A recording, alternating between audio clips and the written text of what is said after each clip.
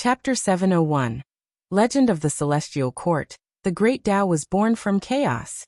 Since its birth, the cosmic planes have continuously multiplied and expanded. When the Celestial Court was born, no one knows. The Celestial Emperor is one of the oldest living beings. During his reign, the 3,000 great worlds have been destroyed and rebuilt. In other words, the existence of the 3,000 great worlds does not last as long as the Celestial Emperor's life. The infinite void sword ancestor looked at the teapot on the table, speaking with a leisurely tone, while Guan listened intently.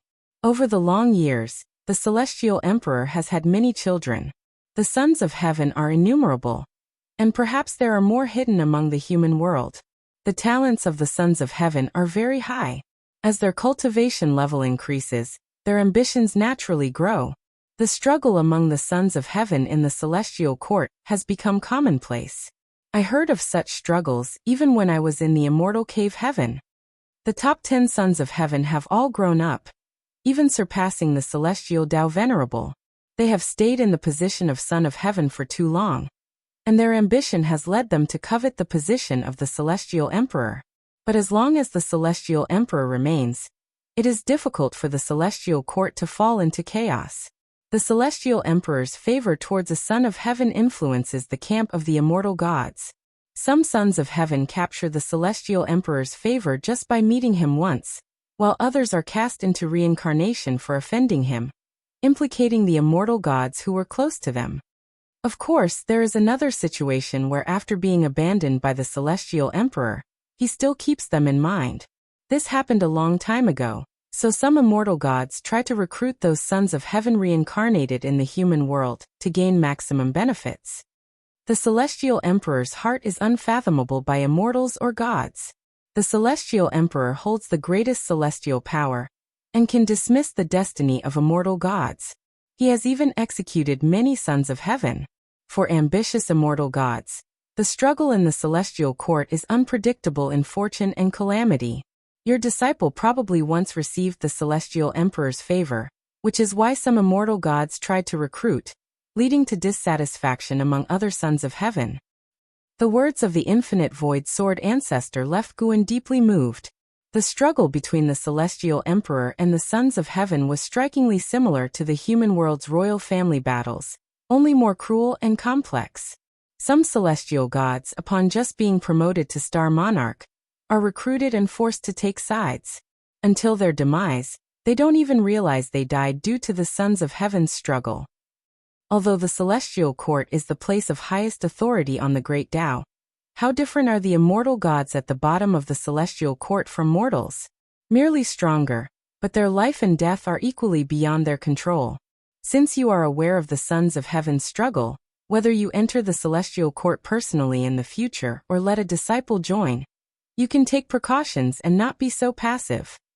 The infinite void sword ancestor said this as he picked up the teapot on the table and began pouring tea for Guan. Guan noted that the small furnace on the table was burning with a special Taoist fire, no less potent than the flames of the Golden Crow Divine Sovereign. Thank you, fellow Taoist, for telling me so much. I wonder why you have called me here and what I can do for you. Guan shifted his gaze to the infinite void sword ancestor and curiously inquired. The information the infinite void sword ancestor provided was very valuable to him. He didn't mind reciprocating within his abilities. Upon hearing this, the infinite void sword ancestor chuckled softly. I dwell in the river of sword Tao, eternal and undying. The battles within the great Tao are unrelated to me. What desires would I have? Existences like mine can be found within other rivers of the great Tao too, so I am not lonely. After pouring tea for Guan, he poured a cup for himself. The aroma of the tea filled the air, with smoke like some spirit beast dancing over the cup. So fellow Taoist has no regrets concerning the immortal cave heaven? Guan inquired while raising the teacup and taking a gentle sip.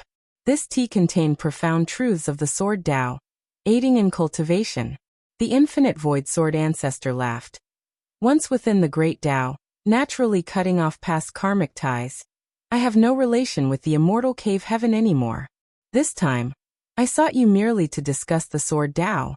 I am very interested in the Sacred Heart sword Tao. I have comprehended it before, yet it is continually strengthening, and I can never fully understand it. Would fellow Taoists be willing to discuss the Tao with me? Of course, though it cannot be for too long. Guan pretended to hesitate, not wanting to delay picking medicinal herbs. The infinite void sword ancestor laughed heartily, and proceeded to drink tea and discuss the Tao with Guan. This discussion lasted a month. Guan seized an opportunity to interrupt, then took his leave, promising to return again in the future. Only then did the infinite void sword ancestor not feel regretful. Upon returning to the celestial spirit great world, Guan first went to various areas of the medicine valley to pick medicinal herbs. Once all the mature medicinal herbs were harvested, he finally exhaled a sigh of relief. He suddenly felt as if he was being controlled by the medicinal herbs. Actually, picking for one less year wouldn't have harmed him, but the habit formed over many years left him unable to stop. Upon realizing this, Guan couldn't help but mock himself with a smile. Still not strong enough, he thought. When his strength reaches a level where he no longer cares about the income from 10 or 100 years of lifespan, his mentality should change. He returned to the Taoist field of the beginningless, and began recalling his discussion of the Tao with the infinite void sword ancestor. The sword Tao achievement of the infinite void sword ancestor was undoubtedly the strongest head ever encountered, and even a month of such discussion benefited him greatly. The turmoil in the human world continued to evolve. Even though his grand disciples frequently came to him to chat about these matters, he paid them no heed. His thoughts were concentrated on the celestial court. He had to think about how to place profound mysterious Shinran within the celestial court without being detected. At the same time, he also had to think about how to resolve the celestial court's destiny. In the blink of an eye, 100 years passed. Guan made no progress concerning destiny. Hence he chose a minor approach, frequently performing lifespan phantoms. With each lifespan phantom, he left behind a legend in the 3,000 great worlds. Fortunately, the reincarnated lives concerned themselves solely with their own cultivation, leaving no ties or karma, so their legends had limited impact. After a consecutive 10 lifespan phantoms, Guan's understanding of the path of Chi fortune reached another level. But it still wasn't enough. He still had a long way to go to fully comprehend the celestial Tao destiny. In the depths of the universe, the world gate still stood. The celestial spirit god was meditating in front of the gate when he suddenly sensed something. Opening his eyes, he calculated with his fingers. His face changed dramatically, and he stood up abruptly. He took a few steps forward and knelt halfway down in front of the world gate. Soon, a strong light burst from within the gate, illuminating the dim void, stretching the shadow of the celestial spirit god long. A figure slowly emerged from the world gate. An old man in white robes holding a horsetail whisk, with crane white hair and youthful complexion. His figure appeared slightly thin, and clouds rose beneath his feet. Behind him presented a sea of stars Dharma aspect, his eyes calm, seemingly containing two great worlds. The celestial spirit god kept his head low, not daring to look at the white-robed elder. At this moment, the celestial spirit god was filled with shock. He didn't recognize this white-robed elder, but the elder's celestial Tao destiny was the heaviest he had ever seen in his life. The elder's immortal position must be exceedingly high, beyond his imagination. Why would such a being personally come to the celestial spirit great world? Search * the Nellfire. NT website on Google to access chapters of novels early and in the highest quality. Friend or foe? Is he here to find him, or to find Guan? Or perhaps he has come for the Tai immortal monarch, or the 72 immortals of Golden Cave. His mind was in turmoil, filled with extreme tension. He didn't even dare to send a transmission to Guan, fearing being detected by this powerful immortal god. If you find any errors, ads pop up, ads redirect, broken links, non-standard content, etc., please let us know. Report so we can fix it as soon as possible. Chapter 702. Heavenly Court's Heavenly Order. Rise, I have come this time for personal matters. The elder in white robes spoke, and these words made the celestial spirit god even more nervous, as coming for personal matters likely meant vendetta. Do you know the cause and effect of your son? The elder in white robes stopped in front of the celestial spirit god, and asked with an indifferent expression. The celestial spirit god raised his eyes to look at him, hesitated for a moment, and said, "Is he the reincarnation of the Son of Heaven?" Since the other party could ask this, it was certain they knew the situation. Hiding the facts he knew would only make things more troublesome.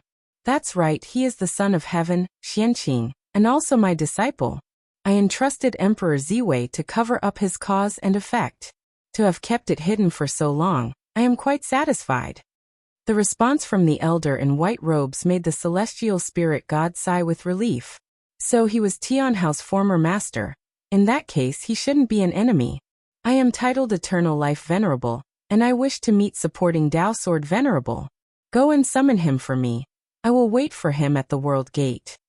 With an indisputable tone, the elder in white robes spoke, and upon hearing the term venerable, the celestial spirit god's pupils suddenly contracted. Inside he was in turmoil. He never expected such a legendary figure to come in person. He dared not refute and immediately rose to go find Guan. Eternal Life Venerable waved his sleeve, and the clouds around him dispersed, concealing his figure. 9 Spirit Continent, Qianquan Sect. Guan and the celestial spirit god met in the city. The two walked on the street, strolling while discussing Eternal Life Venerable. A being in the celestial court entitled as Venerable is an ancient legend. Venerable is in existence above immortal monarch. "It's my first time seeing a Venerable. He came for Tianhao, claiming to see you," the celestial spirit god said with a tightly furrowed brow and a worried face. The arrival of Eternal Life Venerable to seek him was understandable, as after all, he had an inseparable cause with Tianhao. But why look for Guan? Tianhao had already left the celestial spirit great world. Yet Eternal Life Venerable still sought Guan. Could it be to eliminate Guan? The celestial spirit god had deep interactions with Guan. He knew that if Guan were eradicated, he too would find it hard to escape death. Immortal gods are indestructible, but that's outside the celestial court. Inside, high-ranked immortal gods must die if their celestial court destiny is removed. Guan's expression remained unchanged as he looked around. He wasn't in a hurry to meet Eternal Life Venerable. As soon as Eternal Life Venerable arrived, he had already sensed it. This person's cultivation level was in the early stages of the Tao Extreme Daoyuo Immortal Realm, far surpassing the Golden Crow Divine Sovereign. Both being supreme immortals, the Golden Crow Divine Sovereign was merely a Miaojin Daoyuo Immortal, while Eternal Life Venerable reached the Tao Extreme Daoyuo Immortal Realm. No wonder he could be the master of the Son of Heaven. Guan wasn't afraid of the trouble because Eternal Life Venerable did not harbor hostility toward him, nor did he become his cause and effect nemesis. Ever since the life expectancy prediction upgraded, Guan would always receive hints of cause and effect hatred. Those destined to foster enmity with him numbered over 10 billion. This was still despite not venturing everywhere, making it hard to imagine how many enemies those cultivators, exploring the heavens, would encounter in a lifetime. Search * the novel Fire. Net website on Google to access chapters of novels early and in the highest quality. I'll go meet him later. It's rare for you to come by, so why not take a look at the new novelties in the Qianquan sect? Guan softly laughed after hearing the celestial spirit god's words. Seeing Guan so calm made the celestial spirit god reassured as well, admiring him secretly. Guan's composure was enough to make him pursue for a long time. Despite the admiration, he could never wholeheartedly immerse himself in amusement. It wasn't until dusk that Guan followed the celestial spirit god to the world gate. Night fell. Guan returned to the Taoist field of the beginningless. He entered his courtyard where only Shenzhen sat before the artifact refining cauldron. Seeing Guan return, Shenzhen turned her head, noticing the golden token in his hand, asked curiously, "What is that in your hand?" Guan walked over to his deck chair and sat down. Lying on it, he raised the golden token with his right hand, seemingly wanting to admire it under the moonlight. "This is the Heavenly Court's heavenly order. With this token one may be ranked in the immortal class," Guan replied. Eternal Life Venerable sought him out specifically to offer such an opportunity, which appeared as a repayment for caring for Tianhao, but was very clear to him that Eternal Life Venerable wished to tie him completely to Tianhao, becoming part of the same faction. This Heavenly Court's heavenly order, could allow one to directly enter the celestial court without undergoing trials, starting at a rank higher than a celestial god. The celestial spirit god was taken aback when he heard about the power of this order, nearly shattering his beliefs. Unable to part with Tian Hao, Guan naturally did not refuse this opportunity. He was now considering whom to give it to. Profound mysterious Zhenren did not count, as he needed to prepare for both possibilities, and not be led by eternal life venerable. He decided to choose one disciple to ascend to immortality, based on who had the greatest desire, rank in the immortal class. Shen Zhen was taken aback, immediately stood up, squatted down beside Guan, and curiously examined the heavenly court's heavenly order. She inquired how the order came to be, and Guan did not hide it. Shen Zhen had long known about the existence of the celestial court and Tian Hao's origins through Guan. But even so, she was still amazed when she heard about Gu An's engagement with the immortal gods. Even always at Gu An's side, she couldn't fully gauge how high Gu An's level was. Who do you think this order should be given to? Guan asked nonchalantly. Shen Zhen thought for a moment and said, "Do you remember your other disciple, Yang Jian? Yang Jian once wished to pursue An Hao. Now that An Hao has already reincarnated and is ascending to immortality, why not let Yang Jian ascend and continue to pursue An Hao? I always feel there's something hidden when you want a disciple in the dojo to ascend." Having been in the Taoist field of the beginningless for so many years, how could she not realize the dojo's uniqueness?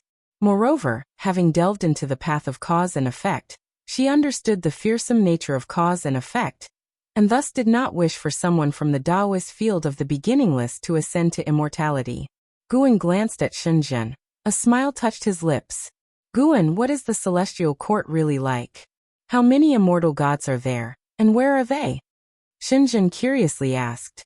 Guan narrated all the information he had learned, which left Shen Zhen full of emotion. It seems even the so-called immortal gods cannot escape the strife of interests. But what heights would true transcendence reach? Shen Zhen sincerely sighed, and Guan did not answer her. He was also pondering this very question. Is the Supreme Celestial Emperor transcendent? If transcendent, why is there a struggle for the position of Celestial Emperor? And the countless vast great Daos still exist in places where even the Celestial Tao destiny cannot cover, indicating that the Celestial Tao is not the mightiest. That night, Guan and Shen Zhen admired the moon together, discussing their imaginations of transcendence. Until the next morning, Guan left the Taoist field of the beginningless with Shen Zhen and an Xian. On the way, an Xian learned of Gu An's intention for Yang Jian to ascend to immortality, and thus learned of the interaction between Guan and Eternal Life Venerable, which piqued her curiosity about An Hao's identity as the Son of Heaven. Yang Jian currently remained in the Taizong dynasty, but he was in long-term seclusion, away from the court. The Taizong dynasty's foremost great general was Long Tongue, whose presence allowed him to cultivate peacefully. Having reached the free immortal state, he was considering undergoing the reincarnation tribulation. If you find any errors, ads pop up, ads redirect, broken links, non-standard content, etc., please let us know. Report so we can fix it as soon as possible. Chapter 703. It was early autumn, and in the Holy King Palace, Yang Jian sat in the courtyard, sipping tea and enjoying the scenery. He wore a loose embroidered robe, his expression gentle, making it hard to believe he was once the great general who helped establish the Taizong dynasty with great achievements. "I didn't expect you to be so leisurely now. Do you no longer have higher pursuits in life?" A female voice rang out in the garden, startling Yang Jian to turn his head, only to see an Xian entering through the garden's archway, followed by Shen Zhen, and behind Shen Zhen was someone else. When Yang Jian saw who that last person was, his expression changed drastically, and he immediately stood up and knelt on the ground. Disciple Yang Jian pays respects to master. Guan walked at the end, and upon hearing Yang Jian's words, he did not respond immediately but instead glanced around the garden. This garden's structure and scenery were exactly the same as a garden in the Third Medicine Valley from years ago, showing Yang Jian's deep longing for the past. An Xian approached Yang Jian and said irritably, "You still remember you have a master? So many years have passed. Why haven't you come to see your master? Don't say you couldn't find him." If you had the heart, 1,000,000 years wouldn't be enough to find him? Yang Jian looked up, helplessly said. Although I have retired, I cannot leave the Taizong dynasty. The imperial dynasty has enemies all over the world. I truly feel powerless. An excian snorted and said no more, moving to the side. Yang Jian watched as Guan approached, his face showing excitement. In the past 1,000,000 years, he often imagined meeting Guan, but when the day finally came, his 1,000 words were stuck in his throat, unable to be expressed. Stand up, let's sit and talk. Guan smiled, and his smile made Yang Jian feel relieved. Although they hadn't seen each other for many years, Guan had always been concerned about Yang Jian, never blaming him for not visiting. After all, the vastness of the world couldn't be ignored, and as long as Yang Jian held him in his heart, he was satisfied. After all, Yang Jian had grown up under his care, and was once his most beloved disciple. Times had changed, and Yang Jian was no longer his most powerful disciple, but Guan did not assess his disciples based solely on strength. He nurtured disciples out of interest, never relying on them. Yang Jian quickly got up, then invited Shenzhen to sit down as well. After the four sat down, Guan began asking about Yang Jian's experiences over the years, and Yang Jian spoke at length while Shenzhen and an excian listened intently. After an hour, Guan then stated his purpose, discussing the pros and cons of becoming an immortal god, and even disclosed Enhao's background. Upon hearing that Enhao was the reincarnation of the celestial emperor's son, Yang Jian was shocked but found it reasonable. Even as the world was reshaped and the cultivation speed of human prodigies grew increasingly exaggerated, Enhao's impact on him was the greatest. Such a genius being the celestial emperor's son made sense. I am willing. Facing Guan's gaze, Yang Jian agreed directly. Guan smiled. No rush, you can think about it more. There will be no regrets later. Yang Jian said seriously, becoming an immortal god means losing freedom, but such an opportunity is something mortal spirits can never touch. How can I refuse my master's kindness? Moreover, as you said, it involves seeing your brother Enhao. I am willing to enter the celestial court on your behalf, aiding seeing your brother, Enhao while also being your eyes within the celestial court. Having held power in the holy court and a high position in the Taizong dynasty, he understood what he needed to do after knowing the backstory of this cause and effect. Being his master's pawn, he had no worries and even looked forward to it. And he believed his master wouldn't let him down.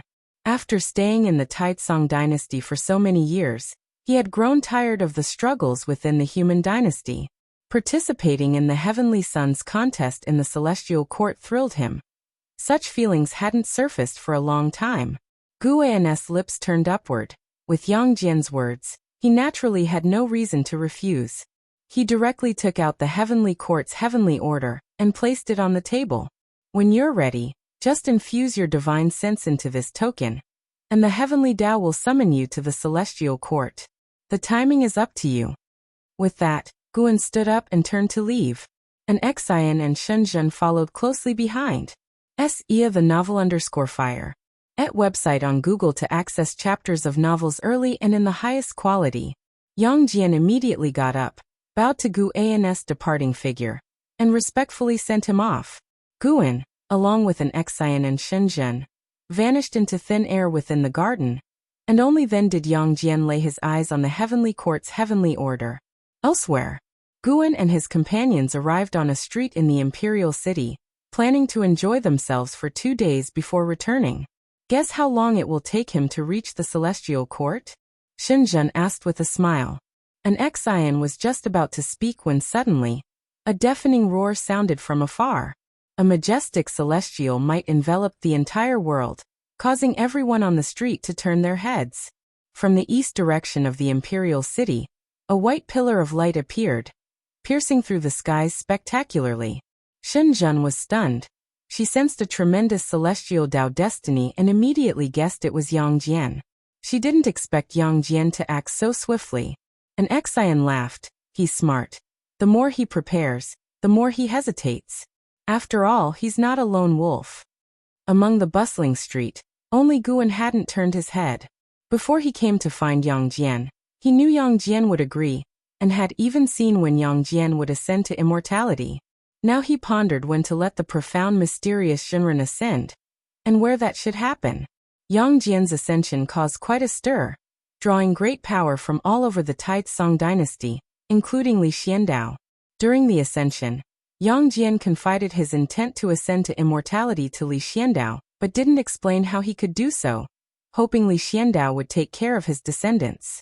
Li Xiandao agreed, filled with shock and wonder. Could there truly be immortal gods? He always thought that so-called immortals were merely beings who achieved immortality through cultivation, like the former Holy Court claiming to be immortals, and now the Tao Court and the 100 sects of the human world claim the same. He also called himself an immortal to his people. But today, witnessing the celestial Tao destiny taking Yang Jian away, he realized his understanding was overly simplistic. The ascension destiny connected to the celestial Tao light layer on the surface of the celestial spirit great world, causing global great powers to take notice. In the following days, more and more great powers arrived to witness Yang Jian's ascension. Yang Jian was not simply ascending. During the process, his physical body and soul underwent purification by the celestial Tao destiny, and his cultivation level surged incessantly. Feeling his rapidly rising aura, onlooking great power cultivators marveled, some even attempting to force their way through, only to have their physical bodies turned to ash by the celestial Tao destiny, with their souls nearly obliterated, deterring others from acting rashly. Subsequently, even the profound Yuan free immortal arrived, including the master of the Tao court, Yuan Songzi. On the street, Guan calculated that the human world's fortunes had changed. Yang Jian's ascension marked an imminent leap in the celestial spirit great world's celestial Tao destiny, because people worldwide began to believe in immortals, and the beliefs of cultivators could further bolster the celestial Tao destiny. The Taizong dynasty would thus become world-renowned, with Yang Jian becoming an immortal name passed down through all generations. If you find any errors, ads pop up, ads redirect, broken links, non-standard content, etc., please let us know report so we can fix it as soon as possible. Chapter 704. Immortal Gods era Yang Jian's ascension had a profound influence, spreading wider with time, and years later, the matter reached the Qingkuan sect, triggering widespread discussion. In the years that followed, the search for immortal traces and the pursuit of opportunities to ascend to immortality became the main theme of the human world's immortal cultivation realm. Even mortals began chasing such traces. Yang Jian never ventured beyond heaven, yet was able to ascend to immortality in the human world, indicating that the human world harbors immortal fate. Once this news broke, the vanished celestial Tao followers reappeared like bamboo shoots after a rain, filling the human world with legends of ascension, making this phenomenon increasingly mystical. Time passed quickly. 10,000 years later, the human world fully entered a mythical era, with all beings driven mad in the pursuit of immortal fate, leading more cultivators to pretend to have divine powers. In this process, some cultivators discovered the power of faith, causing the number of immortal gods in the human world to grow. 100,000 years after Yang Jian's ascension, the number of free immortals in the human world reached new heights, and factions, races, cities, and little worlds in the void outside heaven also became more numerous, with the celestial spirit great world moving towards its peak. Taizong continent, North Sea mountain ridge, mountain god temple. In the courtyard, profound mysterious Shinran knelt on the ground, gasping for breath, drenched in sweat. And Guan sat on the steps in front of him, scrutinizing him, a look of satisfaction in his eyes. If you intend to ascend in the future, don't use the name Shinran anymore. Revert to your original name, henceforth called Li Xuanmiao. Guan spoke, to which profound mysterious Shinran had no objection, as he had long left Mount Sanqing and the title of Shinran was no longer important. Senior, do I really have the qualifications to pass the Celestial Tao examination? Li Xuanmiao looked up at Guan, hesitantly asking. Guan had already told him the way to ascend to immortality. He needed to qualify for the immortal class by winning against immortal gods. Over hundreds of thousands of years, Guan taught him many divine skills, yet he had never won a victory. Do not underestimate yourself. Your opponent in the illusion realm was me. Looking across the world, there is no free immortal who could be your match. Guan softly chuckled. knowing fully well the strength of Li Xuanmiao. Over the years, Guan had cultivated Li Xuanmiao more than an Xian, although this was partly because an Xian was already on the right track. An Xian would walk the path of the reincarnation Dao Emperor, without needing to undergo the reincarnation tribulation.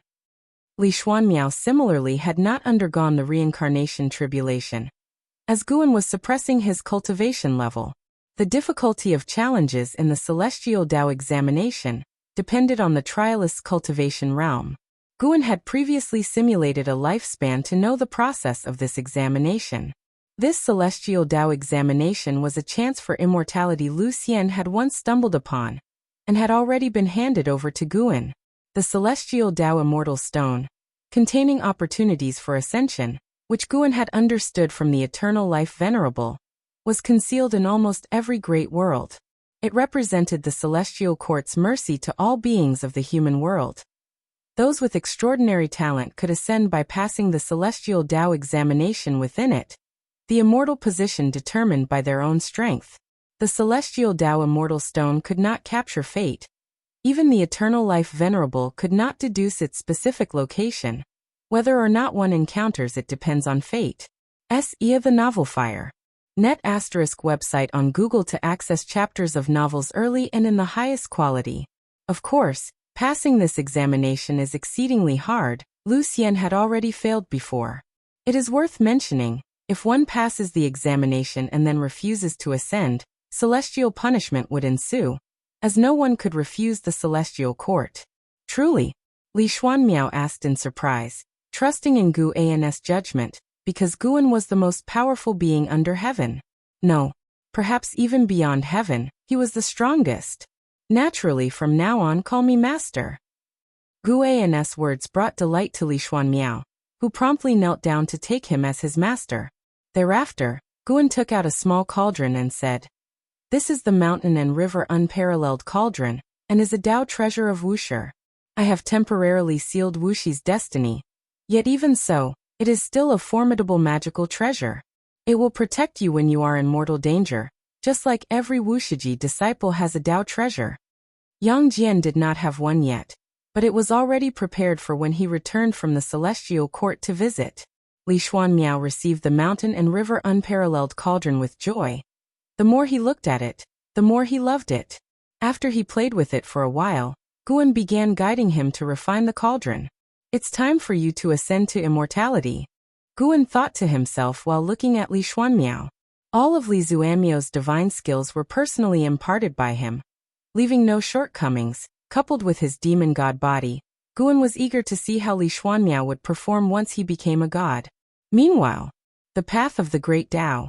The blood prison Great Saint sat cross-legged atop a mountain peak, surrounded by the aura of the Great Dao, casting an oppressive atmosphere across this void.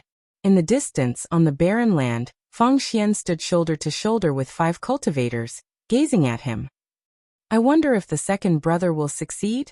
"He surely will. His talent in the primordial Dao Emperor far surpasses ours. The second primordial Dao Emperor among us is about to be born. It's truly exciting. We must also strive. Once all 7 of us become primordial Dao Emperors, we can challenge the Taoist Emperor to vindicate the primordial Dao Emperor." Haha, in actuality, there's no need for us to act. Xuanji Emperor alone can vindicate. With his talent, he is bound to become a primordial Dao Emperor. Fang Xian did not engage in the conversation with the other 5. He looked at the blood prison Great Saint, his gaze steady, confident in the latter's success.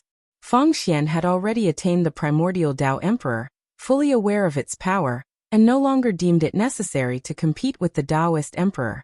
In his view, no great Dao destiny could compare to the primordial Dao Emperor. The Taoist Emperor relied on combat and deprivation, the celestial Dao destiny on faith, while the primordial Dao Emperor only required enlightenment. The 3,000 great Daos never mentioned one Dao devouring another. Thus he felt the primordial Dao Emperor was the truly correct path. Nevertheless, he had no reason to dampen the enthusiasm of his sworn brothers. More than fretting over whether the blood prison Great Saint would succeed, he feared that success would lead to separation. Since the destruction of the battle court, Fang Xian drifted alone, with the blood prison great saint as his only confidant and support, and he did not wish for him to leave. However, if return was his chosen path, he would not obstruct it. At this moment, an overwhelming pressure descended, compelling Feng Xian and the 5 others to turn their heads, seeing a massive black hole appearing in the depths of the void, seemingly about to devour from the ends of the earth. From within the black hole, numerous dreadful auras emerged, clearly indicating an incoming force. Prepare for battle. There are always those seeking shortcuts. Feng Xian spoke emotionlessly. As the heaven-encompassing free immortal, bolstered by the primordial Tao Emperor, he would not fear anything short of a golden immortal. Upon hearing this, the other 5 each brought out their magical treasures, not surprised by the arrival of adversaries. This group had plagued them for tens of thousands of years, coveting Feng Xian's body as a primordial Tao Emperor to understand its mysteries. Feng Xian was the first to fly forth, his formidable aura erupting suddenly, matching the combined aura of the mysterious force within the black hole. If you find any errors, ads pop up, ads redirect, broken links, non-standard content, etc., please let us know. Report so we can fix it as soon as possible. Chapter 705. Dojo Expansion. It has been 100 years since Li Xuanmiao started calling Guan his master. The human world has not changed much, with life and death occurring daily, while the 100 great sects and the Tao court in the immortal cultivation realm are still in friction, leaving the situation unclear. On this day after the new year, Guan brought Li Xuanmiao to the dust world, a great thousand world more prosperous than the celestial spirit great world, even hiding an innate golden immortal. He planned for Li Xuanmiao to ascend to immortality in dust world. To this end, he even altered Li Xuanmiao's cause and effect, making him a native creature of dust world. Not only did Li Xuanmiao's karma appear this way, but memories of him also emerged among the great cultivators of the world. Now Li Xuanmiao is a renowned talent known across dust world. He practically changed the entire dust world's cause and effect. Such is the power of a Tao extreme Daoyuo immortal. Even the celestial gods of this world were unaware. At the ocean's edge, on the beach, Li Xuanmiao held the celestial Tao immortal stone, looking at Guan with a serious expression. Guan smiled and said, "Don't worry too much, you've already experienced the trials inside, only this time your opponents are immortal gods. To be cautious, first hide your memories of me, and after you achieve immortality for 10,000 years, these memories will resurface." Li Xuanmiao took a deep breath and nodded slightly. Guan immediately waved his sleeve. A gust of wind sent Li Xuanmiao into a daze. When he regained consciousness, Guan was nowhere to be seen. He looked down at the celestial Tao immortal stone in his hand, and immediately probed it with his divine sense. After the time of 1 stick of incense, the sand beneath his feet suddenly erupted with a skyward blast, shooting straight into the clouds, followed by a brilliant light forming a celestial Tao beam, as spiritual energy in the world frantically surged toward him. He passed the heavenly Tao trial. Beyond the heavens, deep in the cosmos, at the world gate, the celestial god guarding the dust world opened his eyes, displaying a peculiar expression. There are people in this realm who can pass the evaluation of the celestial Tao immortal stone? Impressive. The celestial god muttered to himself, his face showing a look of anticipation.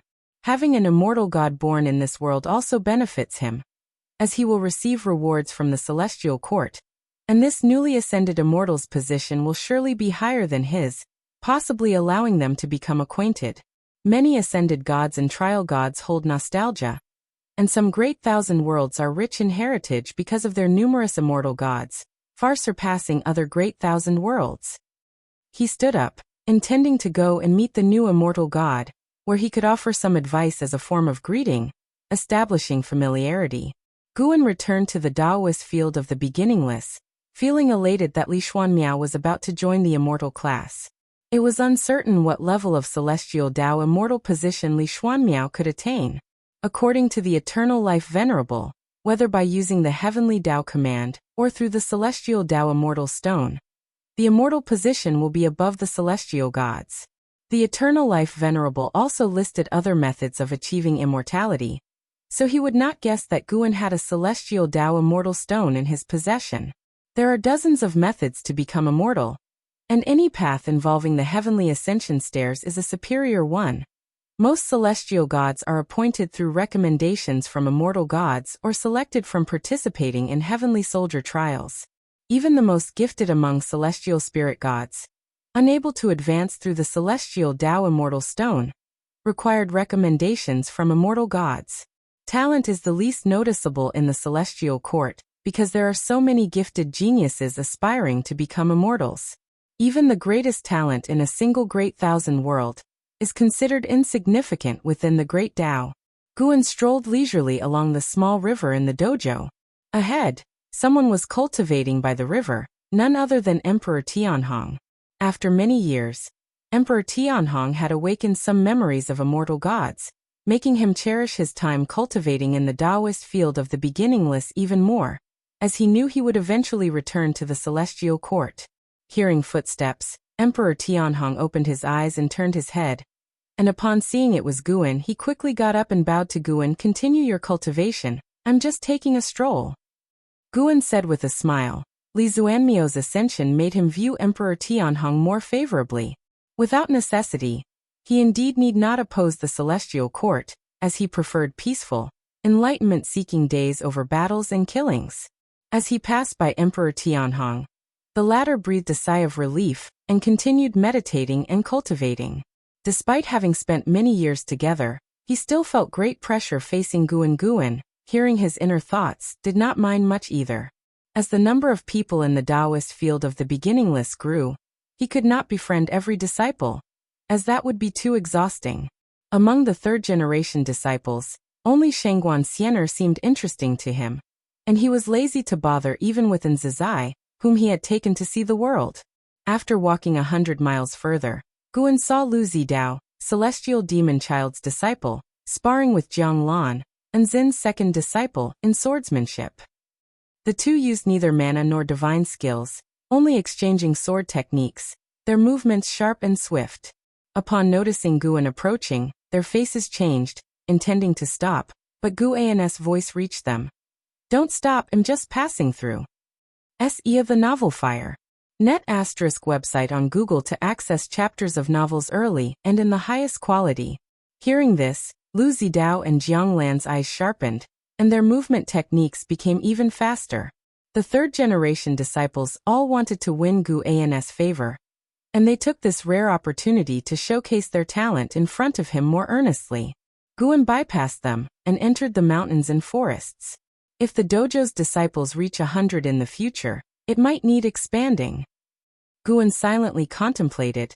As High Realm disciples, combat would inevitably have a broad impact, even if restrained. Expanding the dojo required a lifespan. He planned to incorporate the entire nine-spirit continent into the Taoist field of the beginningless. His consideration stemmed from seeing the future, where the Qiankuan Church would face calamity, causing chaos within the sect and significant casualties among the continent's beings. This was caused by internal strife, and Guan still would not interfere, perfectly aligned with his wish for Qiankuan Church to stand independently. He had sheltered the Qiankuan Church for so long, and continuing to protect it would violate his principles, as relying on the Taoist field of the beginningless to become the world ruler would be against his creed. The Qiankuan Church could be the world's premier sect, but could not solely rely on the Taoist field of the beginningless. The world's leading sect must not only be strong, but also command public respect. An hour later, Guan leisurely returned to his courtyard. As he passed the artifact refining cauldron, Shenzhen suddenly asked, "Can you discern Yang Jian's current immortal position now?" Since Yang Jian ascended to immortality, she had been curious about this and asked many times. Without stopping his steps, Guan replied, "Still can't, but you'll know when he returns." He had to go back inside to read. Recently, Shangguan Xianer had another magnificent work, and he needed to appreciate it carefully. Shenzhen pursed her lips, secretly resolving not to let Shangguan Xianer surpass her. She too should start writing again. As the sun set and the moon rose, a night passed. The next morning, Guan walked out of the house, holding a book in his hand, with a smile on his face. "Where are you going again?" Shenzhen asked curiously. Guan glanced at her and said, "Going to Qiankuan sect." I'll go too. Shenzhen immediately stood up, guessing what Guan was about to do and wanting to join in on the excitement. Guan did not refuse her and headed straight to the courtyard gate. Just as he reached the gate, an Exian appeared out of nowhere, frowned, and said, "Master, I received news that Yuan Luo has turned into a demon. If you find any errors, ads pop up, ads redirect, broken links, non-standard content, etc., please let us know. Report so we can fix it as soon as possible." Chapter 706. Inheritance of Heaven and Earth. Yuan Luo, once the top genius of the Qiankuan sect, is now a free immortal, famous throughout the world. His descent into a demon is a great blow to the Qiankuan sect, which prides itself on being an orthodox Taoist sect. An Exian received the news that Yuan Luo, during his training outside, encountered many sections. For some reason, he suddenly turned into a demon, slaughtering tens of thousands of cultivators, including hundreds of fellow disciples. The news spread back to the Qiankuan sect, and they couldn't contain it. Other sects are also using this incident to damage the reputation of the Qiankuan sect. An Exian felt that this was an unprecedented crisis for the Qiankuan sect, and if not handled properly, it could affect its future development. Let nature take its course. This calamity can just test the resolve of the Qiankuan sect. Guan replied casually. Yuan Luo hadn't truly become a demon. He merely acted out in a fit of rage. In fact, he had always had a streak of fierceness since childhood, and the higher-ups of the Qiankuan sect were aware of it. As the reincarnation of Chaos Grudge Luo, Yuan Luo's power would grow with his resentment and anger. During his conflicts with the Dao court, he became increasingly aware of this and began consciously allowing himself to enter extreme emotions. Currently, Yuan Luo isn't powerful enough, at least not capable of endangering the world. The Chaos Grudge Luo is sealed, so he can only borrow a little power. In fact, aside from Yuan Luo, there are other hidden dangers within the Qiankuan sect. The rules of the righteous Dao sometimes incite hatred, and can become tools for those with intentions. Upon hearing Gu An's words, an Exian realized something. She stepped aside to make way for Guan. Watching the departing backs of Guan and Shenzhen, an Exian sighed slightly. She understood that her master had grown tired of caring for the Qiankuan sect. Although she got along well with the Qiankuan sect, she wouldn't go against or doubt her master's decision. An Exian stopped thinking about it and turned to leave. Recently, she had been immersed in the reflections of reincarnation, gaining deeper insights into the primordial Tao Emperor. She increasingly felt that the primordial Tao Emperor was unfathomable, and it was a path with limitless potential. She was resolute in her determination to become a primordial Tao Emperor. The disciples of Wuxia all walk the path of the primordial Tao Emperor, and she aims to become the first primordial Tao Emperor within the beginningless, aside from Guan. The sun was bright, and amidst the surrounding mountains, Xiaolan in a white dress walked on the stone path beside a stream, curiously admiring the scenery along the way. Senior Sister Xiaolan. A voice came from the side, and a young man in blue descended from the sky, landing beside her with a smile on his face. The blue-clothed man's figure was tall, with an elegant demeanor, and his smile felt as gentle as a spring breeze. Xiaolan nodded towards him and asked, "Junior brother Cheng, you're here too? Master said that the Ting Master wanted to see me, so I came. I didn't expect I wasn't the only one. As it seems, there might be other disciples as well." Junior brother Cheng smiled. Xiaolan couldn't help but become interested. It seemed the Ting Master had something major to arrange. The two continued forward, chatting along the way. On their journey, they encountered other disciples, heightening their curiosity about the purpose of this trip. Upon arriving at a courtyard, they saw a dozen or so disciples waiting there, and Xiaolan also spotted Zhao Rushan. Even he's here. It must be something significant. Xiaolan thought silently. Zhao Rushan now wielded immense power, second only to Ting Master Yuan Songzi within the Dao court. Everyone regarded Zhao Rushan as the next Ting Master. Not only Xiaolan, but the other disciples were also surprised to see Zhao Rushan. Zhao Rushan sat beside Yuan Songzi in a black robe, exuding a domineering aura. His gaze was penetrating, and except for a few, most didn't dare meet his eyes. Yuan Songzi looked at the group and said with a smile, Everyone who's supposed to be here is here. I have something to announce today. The disciples stood in a line, not daring to sit like Zhao Rushan. Xiaolon wasn't necessarily afraid, but she didn't want to be too close to Yuan Songzi or Zhao Rushan. She spent years in seclusion, avoiding the factional struggles within the court as much as possible. Although Yuan Songzi had taken her to the path of the Great Tao, her master wasn't in the same faction as Zhao Rushan. Ting Master, what has happened? Could it be that the 100 sects in the human world are planning to besiege us? Junior brother Qing couldn't help but ask first. His words made the other disciples tense up. Over the years, there have been more sects causing trouble for the Tao court. Various kinds of conflicts have been reported internally. The Tao court flaunts itself as the righteous Tao and the world ruler, but their handling of certain matters has left the disciples dismayed. Everyone could feel the pressure from other sects and perceive the Tao court's growing weakness. Normally, they are dissatisfied with the upper echelons, but when it comes to going to war with the 100 sects, they feel apprehensive. Today's situation is unlike the past. The Tao court indeed lacks the power to suppress the entire human world. That's not it, but the situation you foresee will happen sooner or later. Yuan Songzi smiled softly. His words made the disciples' faces change dramatically, but seeing his smile, they felt he wasn't worried. Perhaps the Ting master already had a plan. Thinking this way, the disciples felt at ease. You all are the brightest disciples of the Tao court, and your reputation is extremely high. I plan to let you inherit the various legacies of the Tao court.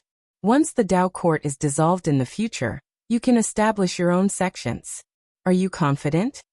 When Yuan Songzi said this, his smile didn't fade, as if he was discussing something trivial. Upon hearing this, the courtyard burst into an uproar. The disciples were all shocked and began to object. Ting Master, what do you mean? Why dissolve the Tao court? We are not afraid to fight, even if it means a life-and-death struggle with the 100 sects. We are not afraid. That's right, with all the storms we've seen since the Tao court's establishment, what's there to fear? Exactly, Ting Master. Why don't we just start a war with the 100 sects and catch them off guard? While the disciples were passionately excited, Xiaolon kept silent, her eyes fixed on Yuan Songzi. She didn't think Yuan Songzi was a coward. Back when the undefeated Emperor clan wanted to kill them, Yuan Songzi showed no fear and was at the forefront. The combined 100 sects of the human world are no match for the undefeated Emperor clan. Yuan Songzi raised his hand, signaling everyone to calm down. The group could only suppress their emotions. The Tao court has presided over the world for 1,000,000 years. It has been long enough. In fact, you might not know that the Tao court itself wasn't founded by me alone. It was formed by the unification of the greatest sects from the great heaven and earth before the world's reformation, and I merely facilitated it. After the Tao court dissolves, you will establish your sects, creating a new order for the era. This itself is a form of legacy. Yuan Songzi spoke seriously, paused and continued. Of course the Tao court will not easily be dissolved. At the very least, it should make other sects realize how precious this throne is and serve as a warning for future generations, thus better benefiting all living beings under heaven. CTH Novelfire. Net ** website on Google to access chapters of novels early and in the highest quality. If you find any errors, ads pop up, ads redirect, broken links, non-standard content, etc., please let us know report so we can fix it as soon as possible. Chapter 707. Vast Law Great Light God Honor Inside the Grotto Heaven. Guan and Xiaolon sat on the mountain cliff, chatting while enjoying the scenery. The Ting Master's vision is indeed grand, having already thought of dissolving the Tao court, but surely the other higher-ups will not agree. Xiaolon spoke of Yuan Songzi's decision, her face full of sentiment. She did not feel regret about the dissolution of the Tao court. She thought Yuan Songzi had made a good point, as the troubles of the Tao court could no longer be resolved by just 1 or 2 wars. Xiaolon looked at Guan, curiously asking, Brother Gu, with your cultivation level seeing this world, who do you think will be the sect to unify the realm next? Guan shook the wine gourd, smiling. How could I know? Even if I did, that would be a heavenly secret. Xiaolon pouted. Through these years, the two often sparred, and no matter how strong she became, She was never a match for Guan. She always felt Guan was stronger than Yuan Songzi. Guan's existence made her find the disputes between major sects quite laughable. The truly great powers were hidden in the human world, watching the tides rise and fall. If someone like Guan were willing to take action, they would surely be able to overturn the world's structure. Thinking of this, Xiaolon looked at Guan with eyes full of admiration. Guan was not interested in Yuan Songzi's decision, for it had appeared in his vision long ago. He could even foresee the situation in the human world after the Tao court dissolved. Have you gained any deeper insights into the primordial Tao Emperor recently? Guan changed the subject and asked. An ex-scion was already very close to the primordial Tao Emperor. She would become the first primordial Tao Emperor beyond the path of the great Tao. And once successful, the primordial crystal would disperse to the 3,000 great worlds, entering a new stage of the primordial Emperor road. Xiaolan's aptitude was not bad, and combined with the accumulation of the innate reincarnation skill, she had high comprehension of the path of reincarnation. Xiaolan nodded and said, "Yes, but it feels like I still need to continue projecting to reach the primordial Tao Emperor." Recalling the reincarnation projection, she felt astonished. The cultivation method of the primordial Tao Emperor was indeed too profound. Even though she had not personally experienced reincarnation, she had memories of reincarnation, and those memories were not false. She was now very curious about how strong the real primordial Tao Emperor was. She believed Guan was the primordial Tao Emperor. After all, he was the one who led her on this path, though she still couldn't figure out how strong Guan was, as the gap between their strengths was too vast. She began to discuss her cultivation dilemmas with Guan. Guan accompanied her for 3 days before leaving. After leaving the Tao court, he first went around collecting medicinal herbs. After profound mystery left, the mountain god temple was considered abandoned, and Guan had already moved those herbs to the Taoist field of the beginningless. To commemorate this place, he left a legacy in the mountain god temple. After picking mature medicinal herbs outside the dojo, Guan returned to the Taoist field of the beginningless, leisurely walking towards the peak where he resided. Everything was moving in a positive direction, and next, he looked forward to his own progress. When he achieved a lifespan of 100 million years, he would go to breakthrough. CTH Novel FIR. NT website on Google to access chapters of novels early and in the highest quality. What realm would be above Tao Extreme Daoyuo Immortal? He could first invest some of his lifespan to probe the name of a higher realm. But he did not do so, knowing that names meant nothing and preferred to keep its mystery, which made him more expectant. The sun set in the west, casting a long shadow of Guan. On a grand and magnificent hall, Long Mia, also known as the Celestial Destruction Divine Dragon, walked forward with powerful strides, wearing golden armor, valiant in appearance, as if dragon shadows circled around him. This hall was vast, with immortal mist covering the floor, and huge stone pillars stood upright, each coiled with different flood dragons, all living creatures, some asleep, some watching the celestial destruction god.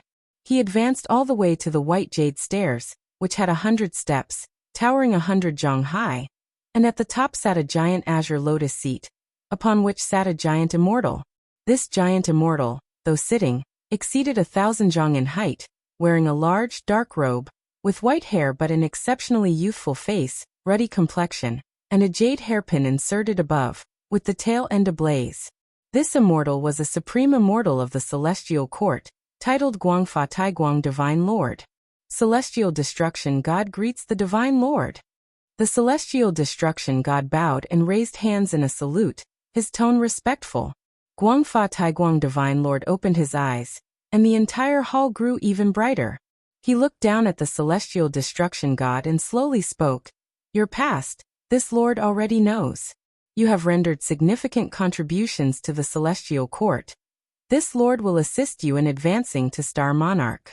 Before that, you will cultivate in this Lord's dojo, and strive to achieve Taiching Golden Immortal as soon as possible. Thank you, Divine Lord, replied the Celestial Destruction God, his tone not too surprised nor overly excited. Profound mystery. Guangfa Taiguang Divine Lord spoke, and as the words fell, a figure appeared out of thin air in the hall, less than 100 zhang away from the Celestial Destruction God. The celestial destruction god glanced over, his eyes squinting. He could feel the celestial Tao destiny of the other, whose immortal position tier was higher than his, but the other's cultivation level was only at the profound yuan-free immortal realm. Could such a cultivation level achieve Star Monarch? The celestial destruction god did not underestimate the other. He knew that such achievements couldn't be through connections, and the other might have ascended through a superior path to immortality. The one who appeared was indeed Li Xuanmiao, who had passed the trial of the celestial Tao immortal stone. Li Xuanmiao wore a gold-threaded white robe and a peacock silver crown, with a transcendent bearing, like an immortal from a painting. He was not as dominant as the celestial destruction god, but his own immortal god qualities were outstanding. Li Xuanmiao saluted Guangfa Taiguang Divine Lord, saying, "Master." He is this Lord's new disciple, coming from a great world within dust, passing the test of the celestial Tao immortal stone, and being awarded by Tsangtian, ranking among the star monarchs. His cultivation is too low. Before the realm improves, this Lord will not let him take any immortal positions. Celestial destruction god. Henceforth you are responsible for guiding him. This will be your first task from this Lord. If you wish to descend to the lower realm, you may do so yourself, but each time you may not exceed 100 immortal years. Guangfa Taiguang Divine Lord's voice echoed. Upon hearing this, the celestial destruction god immediately accepted the order, without refusal or further questions. Shortly after, Guangfa Taiguang Divine Lord closed his eyes. Li Xuanmiao raised his hand towards the celestial destruction god, signaling to leave the hall together. The celestial destruction god nodded, and the two turned and left together. After walking out of the golden hall, they arrived on a cloud, looking out to where numerous palaces emitted 10,000 rays of golden light, and a giant rainbow hung in the sky. Master has already informed me of your arrival, and asked me to prepare a dojo for you in advance. Come with me, Li Xuanmiao said, looking at the celestial destruction god. Since ascending, he had met many immortal gods, and he had already accepted the disparity in status among immortal gods. As a star monarch, he could direct celestial gods, and even though the celestial destruction god's cultivation was higher than his, he need not be polite, nor did he need to bow. Thanks, star monarch. The celestial destruction god cupped his fist, showing no displeasure on his face. Li Xuanmiao began leading the way, and as he walked he turned to ask, "Celestial destruction god, I heard you destroy worlds. Could you tell me about the duties of celestial gods? Being new here, I want to gain more understanding of the celestial court. If you find any errors, ads pop up, ads redirect, broken links, non-standard content, etc., please let us know. Report so we can fix it as soon as possible." Chapter 708. Below the realm. Facing Li Xuanmiao's inquiry, the celestial destruction god did not refuse and began to narrate about the celestial gods. Although celestial gods hold the lowest tiers of the celestial court's immortal positions, there are tens of thousands of types. The most numerous are the celestial gods guarding the worlds, including the 3,000 great worlds and many cosmic planes. Where there is guardianship, there is destruction. The celestial destruction god belongs to the destruction faction, wielding the power of punishment. Above celestial gods are the star monarchs, and above them are the main deity and the immortal monarch. The pinnacle of the celestial destruction god's faction is the god of destruction, a main deity position. After joining under the command of the majestic gods venerable Guangfa Taiguang, the celestial destruction god essentially left the god of destruction's faction, embarking on another path. Li Xuanmiao had long known that the majestic god's venerable Guangfa Taiguang was extraordinary, but he didn't expect him to hold such a high position. According to the celestial destruction god, 90% of celestial gods will never face the supreme immortal in their lifetime. The celestial destruction god was also filled with curiosity about Li Xuanmiao and, after introducing his understanding of the celestial court's immortal positions, he inquired about Li Xuanmiao's ascension experience. Li Xuanmiao had a favorable impression of him, and did not hide anything. Hearing that Li Xuanmiao passed the test of the celestial Tao immortal stone in the Zizai immortal realm, the celestial destruction god was quite impressed. With this person's talent, he might very well achieve the rank of supreme immortal in the future. The two chatted more and more enjoyably, and their relationship was drawing closer. Conflicts between the 100 sects of the human world and the Tao court increased, and each of the 100 great sects was a regional overlord. They joined forces to oppress the Tao court, causing its prestige in the eyes of the world to diminish, leading even weaker sects to show disrespect towards the Tao court. Eventually, an unprecedented war broke out in the human world. In just 10 years, the 100 sects of the human world launched an attack on the Tao court, and in the subsequent years, more sects continued to join. The Tao court, like an ancient towering tree, was on the verge of collapse, and everyone wanted a piece of its flesh. The Qianquan sect also got involved. In the end, they forgave Yuan Luo, merely imprisoning him for 10,000 years, before they too threw themselves into the war against the Tao court. The enmity between the Qianquan sect and the Tao court was deep, mainly sparked by Yuan Luo and Zhao Rushan. The two sides had been in constant friction, accumulating hatred over hundreds of thousands of years, waiting to explode. The Tao court, after all, was a colossal entity that dominated the heavens and the earth for millions of years. Its depths were unimaginable to the world, and even when facing attacks from all over the world, they could still exhibit resilience.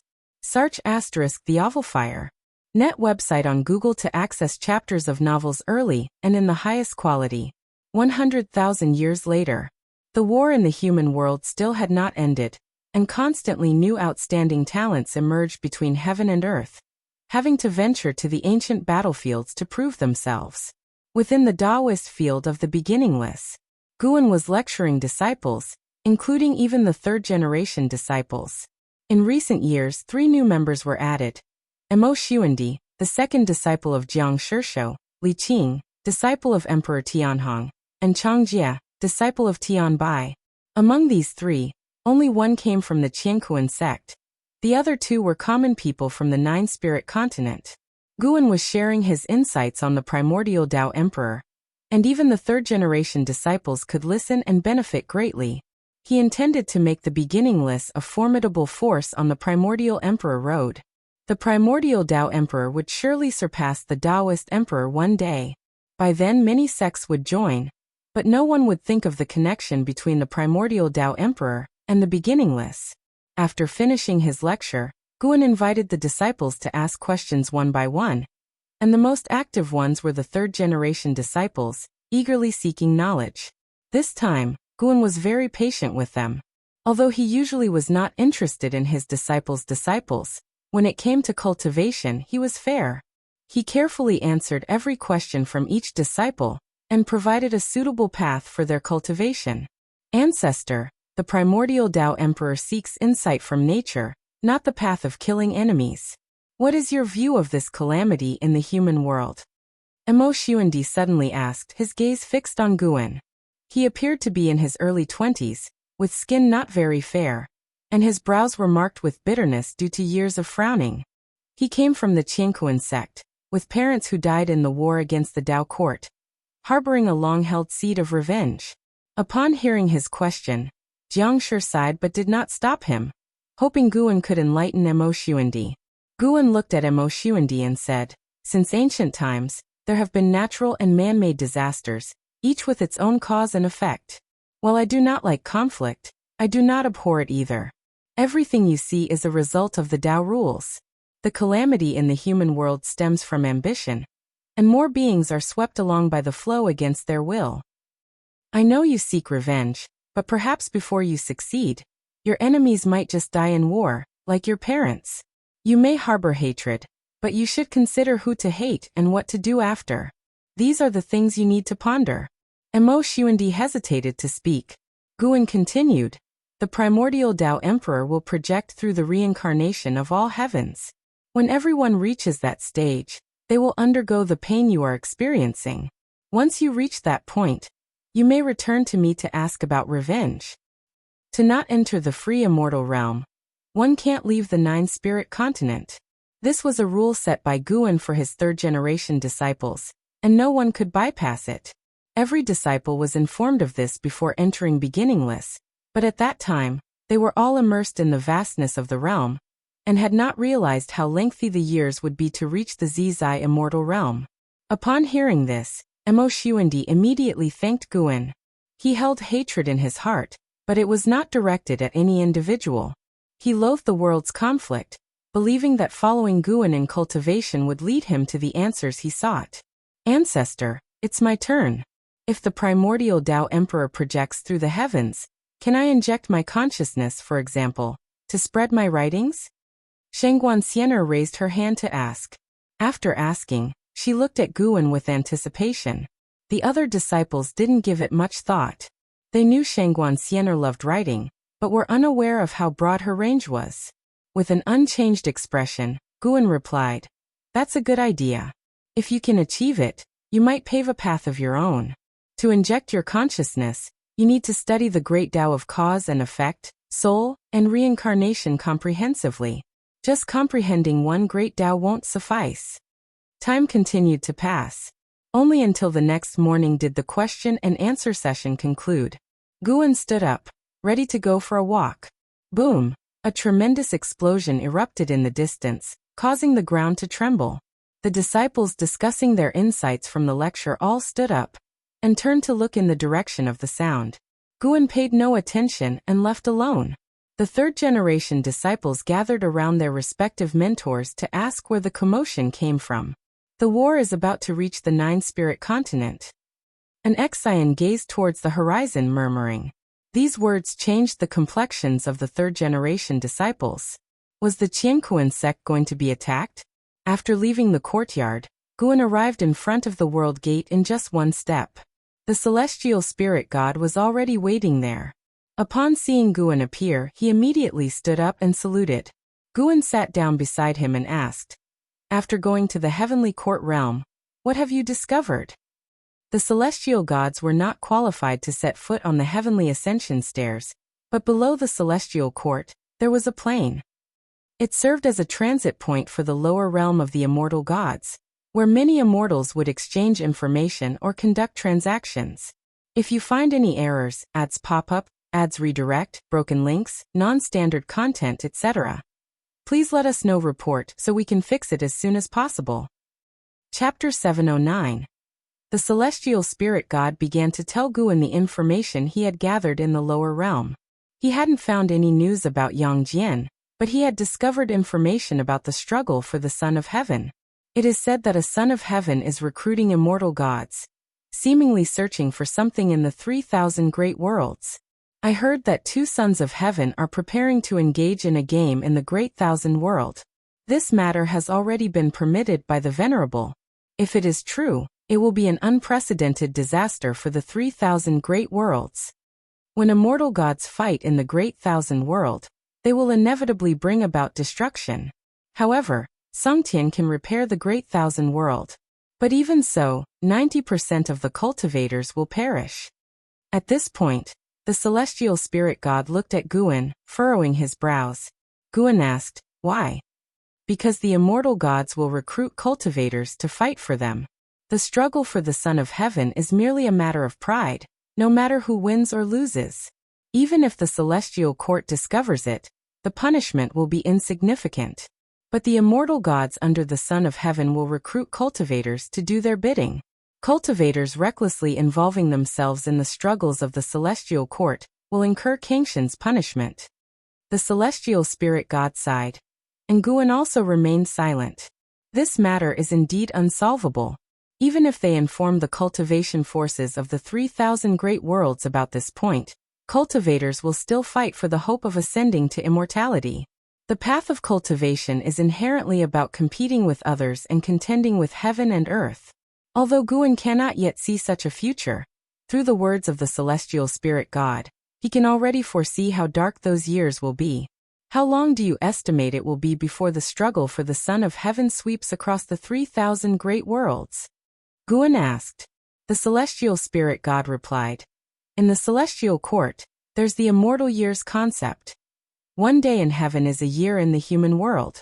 According to the time in the human world, it could be as fast as 10 million years, or as slow as several hundred million years. Such is the difference between immortals and mortals. To the immortal gods, 10 million years pass quickly, but for the human world, 10 million years are enough to change the course of history. Fortunately for Guan, time isn't that rapid either.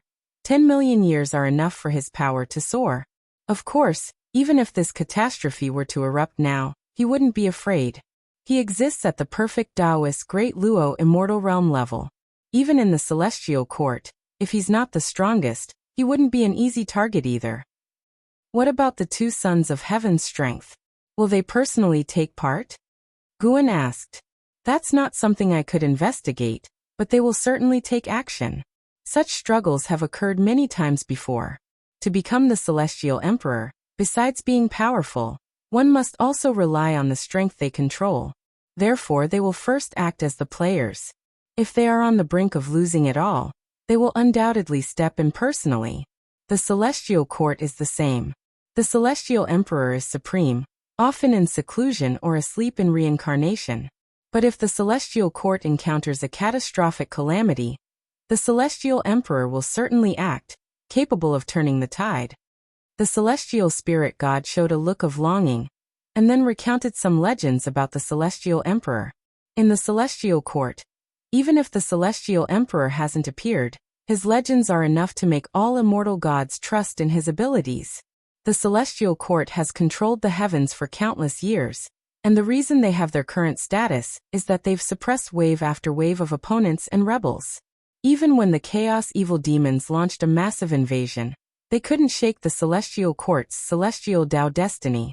The legends told by the celestial spirit god were exaggerated, almost praising the celestial emperor to be omnipotent, as if without the celestial court, the celestial emperor would still be the most powerful being, capable of suppressing all beings.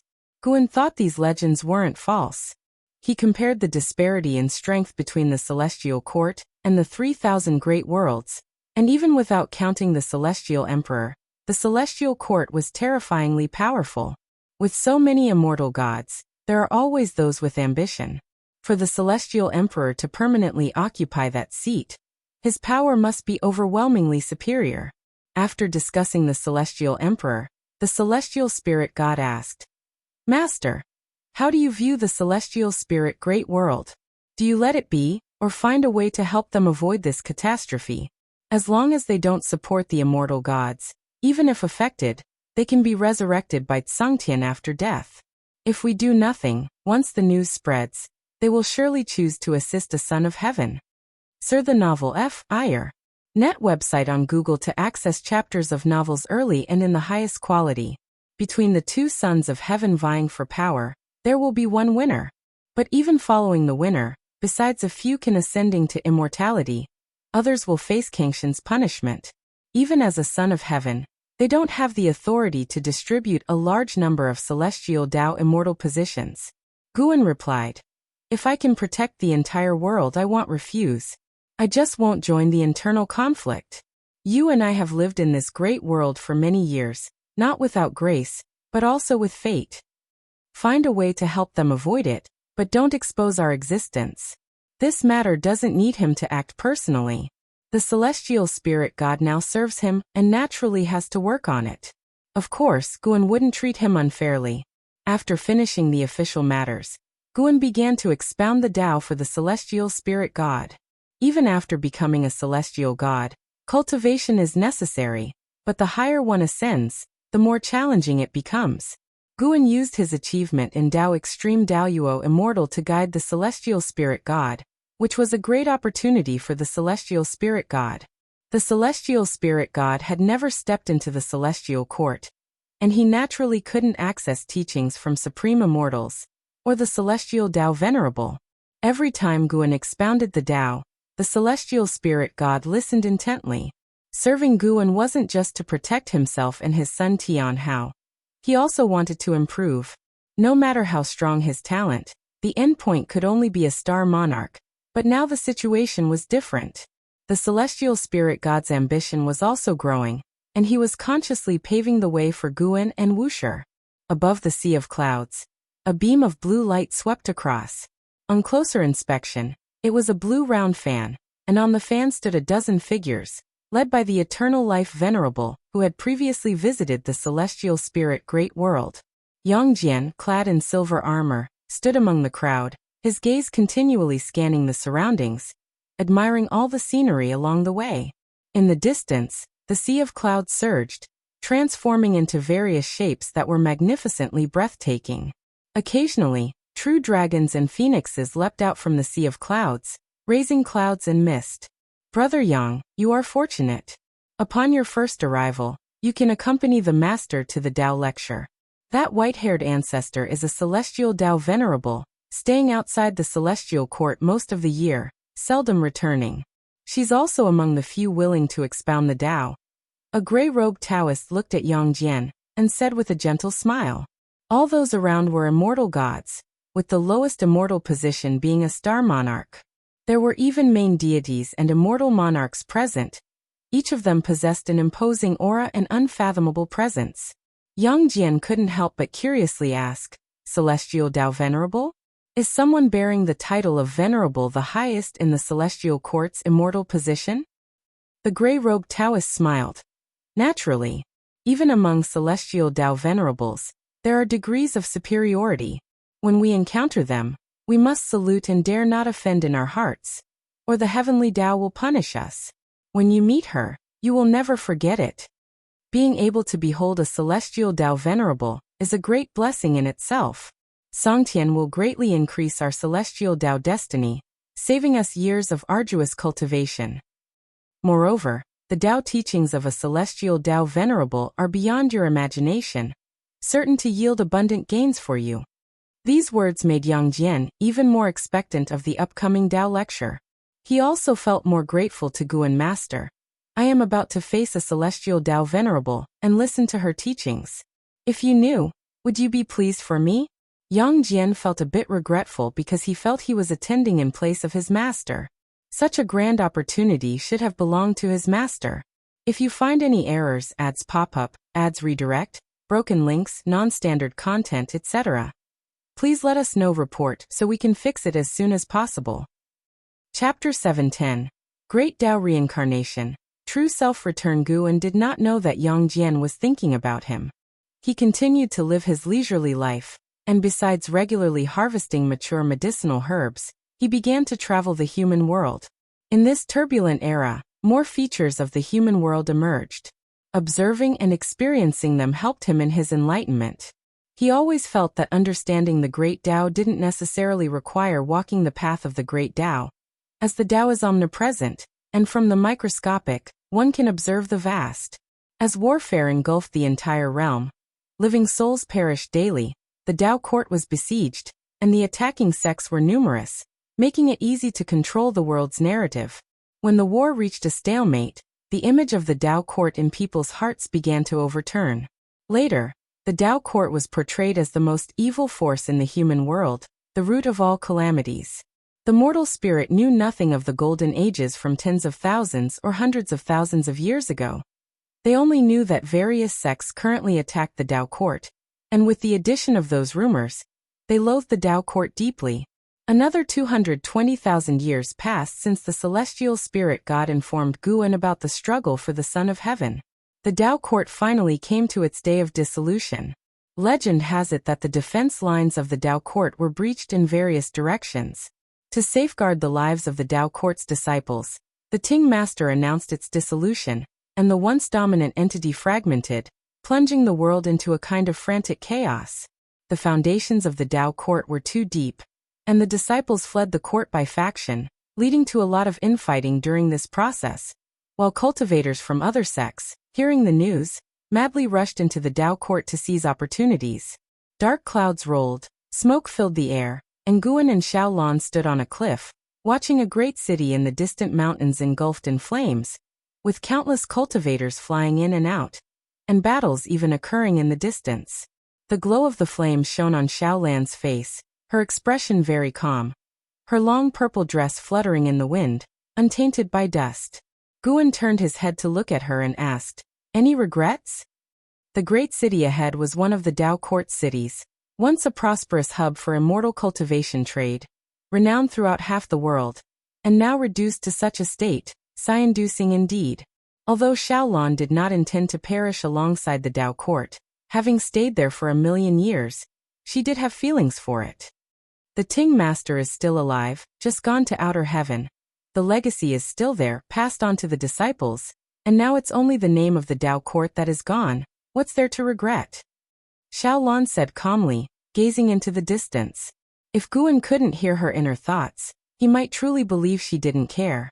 However, with the Tao court about to become a thing of the past, the living must look forward. Brother Gu, for the first time, I feel the fierce current of the human world's greater situation. Even the strong Ting Master and the Tao court couldn't withstand the overwhelming will of the masses. The so-called Taoist lineage. What is its true meaning of existence? Xiaolon asked softly, her eyes subtle. Over the years, she felt the pressure on the Tao court, with endless enemies coming from all directions, everything in heaven and earth condemning the Tao court, and even many disciples within the Tao court reflecting on what went wrong with it. However, the fact is the 100 sects of the human world wanted to overturn the Tao court, and the Tao court lacked absolute strength to suppress them. If it were only a matter of strength, it would be fine, but the fall of the Tao court was so disgraced, collapsing in an evil guise. Years later, would the world think of the Tao court as the demon sect? A Taoist lineage originally serves the purpose of spreading the Tao, imparting knowledge, mutually discussing the Tao, and jointly promoting the exploration of the great Tao. What you worry about may not happen. Although the Tao court's current reputation is poor, over the long years, it has helped many living beings, and those deeds will be remembered by those with heartfelt appreciation, and eventually etched into history. Guan replied, stating facts.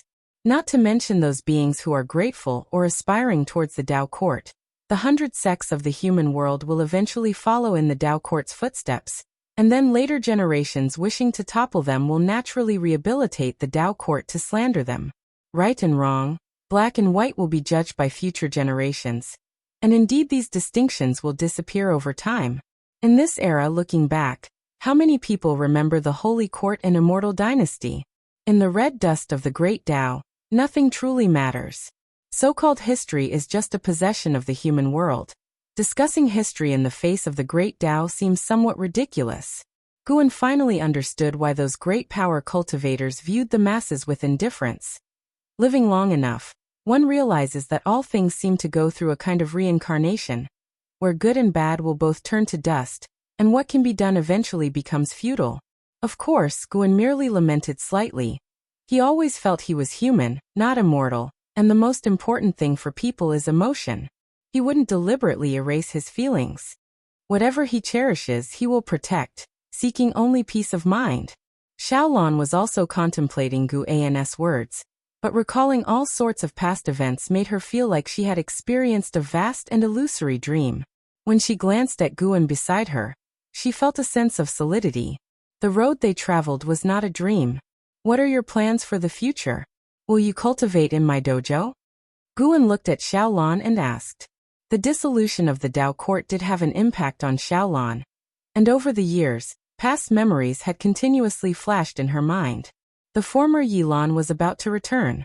Xiaolon was lively and innocent, while Yilan was more rational and had her own ambitions. Forget about it. I want to return to the Xiao family to protect them. In the future, I will visit you at the 9-spirit continent, and you can always come to find me. I should grow up and cannot always cling to you. Xiaolon looked at Guan and said seriously. Guan smiled, looking at her expression, knowing that his junior sister was indeed about to return. As for his junior sister, he wouldn't treat her like the other disciples who went out. He would proactively visit her. Then let's go. I'll accompany you to the Xiao family.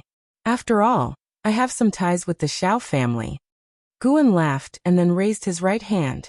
Xiaolon smiled, took his hand, and they disappeared from where they stood. Search * the novel Fire. Net website on Google to access chapters of novels early and in the highest quality. A few days later, Guan returned alone to Within the Beginningless. Today, Within the Beginningless was somewhat lively because LV Xian had returned.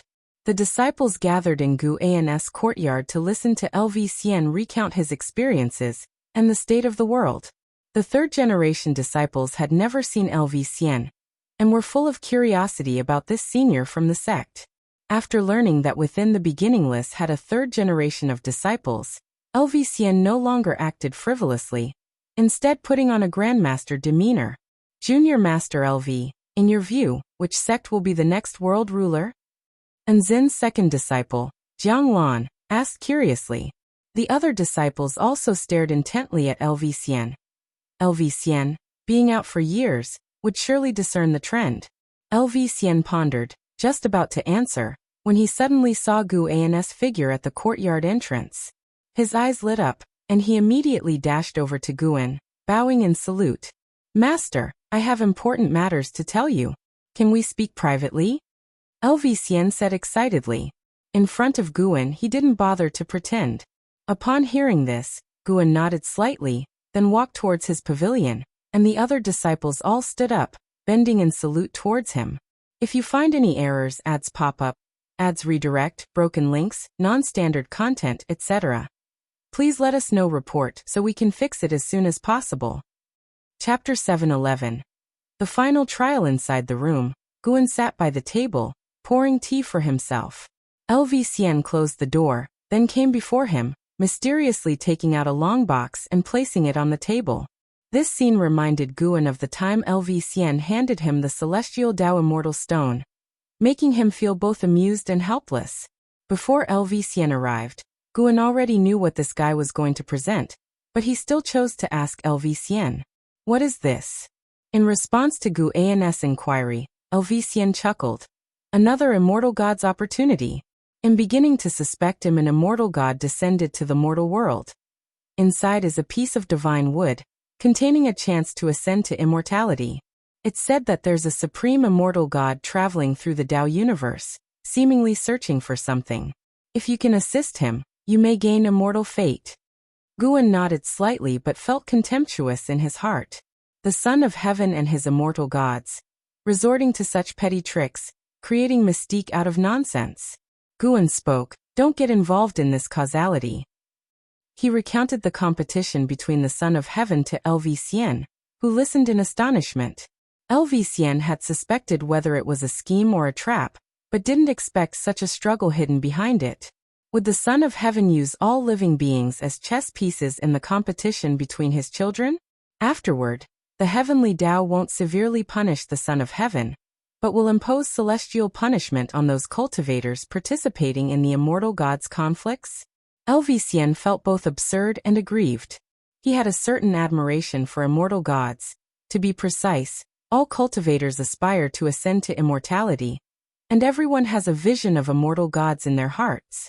LV Xian didn't believe immortal gods had necessary protection duties towards all living beings, but he felt immortal gods were exalted, distinct from mortals, and the struggle between immortal gods should be a confrontation between them. How could they toy with mortal spirits who are vastly weaker? Search * the Nephire. Et website on Google to access chapters of novels early and in the highest quality. He suddenly understood why his master refused to ascend to immortality. Such immortal gods, such a celestial court, indeed seemed narrow-minded. Maybe in the future, another group of immortal gods will replace them. Master, then how should we handle this? LV Xian looked up at Guan and asked. Guan glanced at the long box on the table, which immediately caught fire. LV Xian opened his mouth, but ultimately chose to remain silent. Even knowing the scheme behind this causality, he still harbored a slight delusion in his heart, thinking, what if he chose the right side and they kept their promise? Seeing the long box turn to ashes, he felt a sense of relief. Even he has such complex thoughts, let alone those cultivators with stronger ambitions. This item is truly dreadful. LV Xian could already envision the terrifying scenes of various heavens waging war for the sake of immortal gods, surely much more dreadful than the human world battles that lasted hundreds of thousands of years before. Guan looked at LV Xian and said, "Now that you're back, spend some more time cultivating in the dojo. Unlike Chen Chuan, you're not entangled by the sect." Faced with his instruction, LV Xian naturally dared not refuse and could only agree. Guan waved his hand, signaling LV Xian to withdraw. Once the door was closed, Guan brought up the attribute panel. Name, Guan lifespan, 1487, 902/99, 890 816 785 408, physique, primordial Tao creation body. Cultivation level, perfect Taoist Great Luo immortal realm, approaching 100 trillion-year lifespan. By then he would be able to break through. Thinking about reaching a higher realm soon, Guan couldn't help but feel excited. Even without an imminent strong enemy, he enjoyed the feeling of continuously growing stronger, especially when he could compare himself with others. Besides the next realm, he was curious about what features a 100 trillion-year lifespan would unlock. Would there be another feature upgrade? The enhancements in life expectancy prediction suited his taste. Although occasional hints would disturb his mind, knowing how many potential foes there were, and who they were, brought him more anticipation. Since I have so much lifespan, should I use 10 million years for a lifespan reincarnation? Guan suddenly had a whim. Because of the long family causality, he dared not easily implement lifespan reincarnation, opting more to use lifespan projection now. Anyway, he had interfered with enough causality. Why trouble himself unnecessarily? Even aside from him, other great power cultivators also changed the causality of others, heavens, and universe on their path to greater strength. The causality of the great Tao has never been fixed, constantly changing. True glimpse into the future isn't seeing one outcome, but seeing countless outcomes, choosing the most suitable one for oneself. With this thought, Guan immediately initiated the lifespan reincarnation. An overdue prompt appeared before his eyes, symbolizing the imminent start of lifespan reincarnation. Beneath the blue sky, endless mountains undulated like the spines of ancient dragon beasts, fierce and spiky. On a mid-mountainside, Zhang Buku and Suyu sat cross-legged together, gazing at a landscape filled with the sitting figures of heavenly soldiers as far as the eye could see. Suyu suddenly opened his eyes, looking up towards the celestial vault. Shortly after, Zhang Buku also opened his eyes. More and more heavenly soldiers opened their eyes, all gazes directed towards the celestial vault. In the vast expanse of blue sky appeared a crack, lightning woven through it, as if the celestial vault had been cleaved open, frightening and daunting. From within the crack stepped a figure, radiating golden light like a brilliant sun in the sky. It was the celestial calming god. Upon seeing the celestial calming god, all the heavenly soldiers stood up. After their previous defeat on the path of the great Tao, they had been cultivating in this realm, waiting for the celestial calming god to arrange a new trial. They were still a long way from ascending to immortality and becoming gods, far enough to make many feel like giving up, yet helplessly so. Next will be the final trial. Only 100,000 heavenly soldiers can emerge, and these top 100,000 will gain celestial Tao destiny. Once their cultivation level is sufficient, they can become gods like me. The voice of the celestial calming god resonated across the entire world, causing every heavenly soldier's breathing to quicken, Zhang Buku included. Yet Zhang Buku felt a bit regretful. He wanted more time to accumulate cultivation. Compared to other heavenly soldiers, he was too young, and facing the final trial now was quite a disadvantage for him. Though his cultivation level didn't hold an advantage, Zhang Buku still had some confidence. 100,000 spots, more than he had anticipated. Suyu smirked, saying in a low voice, "Looks like some immortal gods need to use us, blessings or curses unknown." Zhang Buku didn't care after hearing this. Ever since following the celestial calming god, they had undertaken various missions, escaping death multiple times. Having come this far, he was determined to ascend to immortality. He would ascend not just for himself. He aimed to find his parents in reincarnation and visit Master Gu and Liya. In his view, Master Gu and Liya had long passed away. Over 1,000,000 years had passed, and the foundation of that realm was far from enough to allow the two to live till today. Not to mention their talent wasn't extraordinary. Zhang Buku took a deep breath, fists clenched, with a fire of determination burning in his eyes. Suyu glanced at him and couldn't help but shake his head. This guy was getting hyped again. Even after all these years together, Suyu still couldn't understand why he got so easily excited. This final trial will begin in this realm. You need not kill each other, but will decide victory through reincarnation.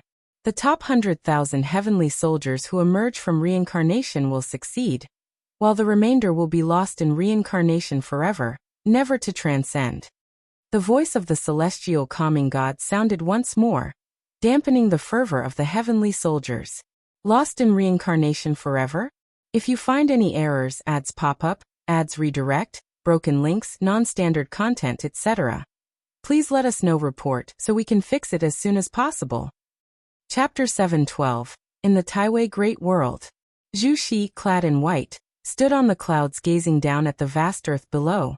Behind her followed hundreds of people, all exuding extraordinary auras, similarly looking down at the earth, their faces filled with shock. Following their gaze, the endless land below was in complete disarray, with potholes everywhere, mountains flattened, and smoke pervading the heavens and earth, threatening to overturn the sea of clouds. At the edge of the land was a sea of fire, tens of thousands of feet high, seemingly about to devour the entire world, a truly majestic sight. Zhu Xi narrowed her eyes. In that terrifying sea of fire, she saw a figure that filled her eyes with fear. Who is that? How dare he attack the divine court's boundary mountain? How terrifying! Those divine court's great powers were annihilated instantly. He seems somewhat deranged. Could he be in demonic possession? Even if he's possessed, to have such terrifying power, his cultivation level must be extraordinarily high. It doesn't matter. As long as he's not coming for us, we shouldn't act rashly. The cultivators discussed among themselves. Although Zhu Xi didn't participate in their discussion, she was equally curious. Having stood in the Taiwei Great World for hundreds of thousands of years, it was the first time she had seen anyone so powerful and daring to take such action against the divine court. Her intuition told her that even more terrifying events were about to unfold, and the Taiwei Great World would face an unprecedented catastrophe. She hesitated, unsure whether she should flee the Taiwei Great World. The divine court had been colluding with the immortal gods, committing heinous acts. She always felt that the divine court's actions would eventually be exposed, leading to a transformation of the Taiwei Great World. She wanted to replace the divine court and establish a new holy court. After hundreds of thousands of years of effort, she finally built a force. To give it up so easily was an excruciating decision. Moreover, the figure in the sea of fire gave her an inexplicable sense of familiarity. At that moment, an immense oppressive force descended upon the entire world. Zhu Xi and the others looked up, only to see a mass of black energy diving from the horizon beyond the sea of clouds, unstoppable. This mass of black energy plunged into the endless sea of fire at an incredible speed. The sea of fire scattered, stirring up strong winds that ravaged the heavens and earth. Zhu Xi and the others immediately began cultivating energy to resist the scorching fire winds. Zhu Xi squinted, seeing the black energy disappear as it crashed into the sea of fire. She had seen this black energy before.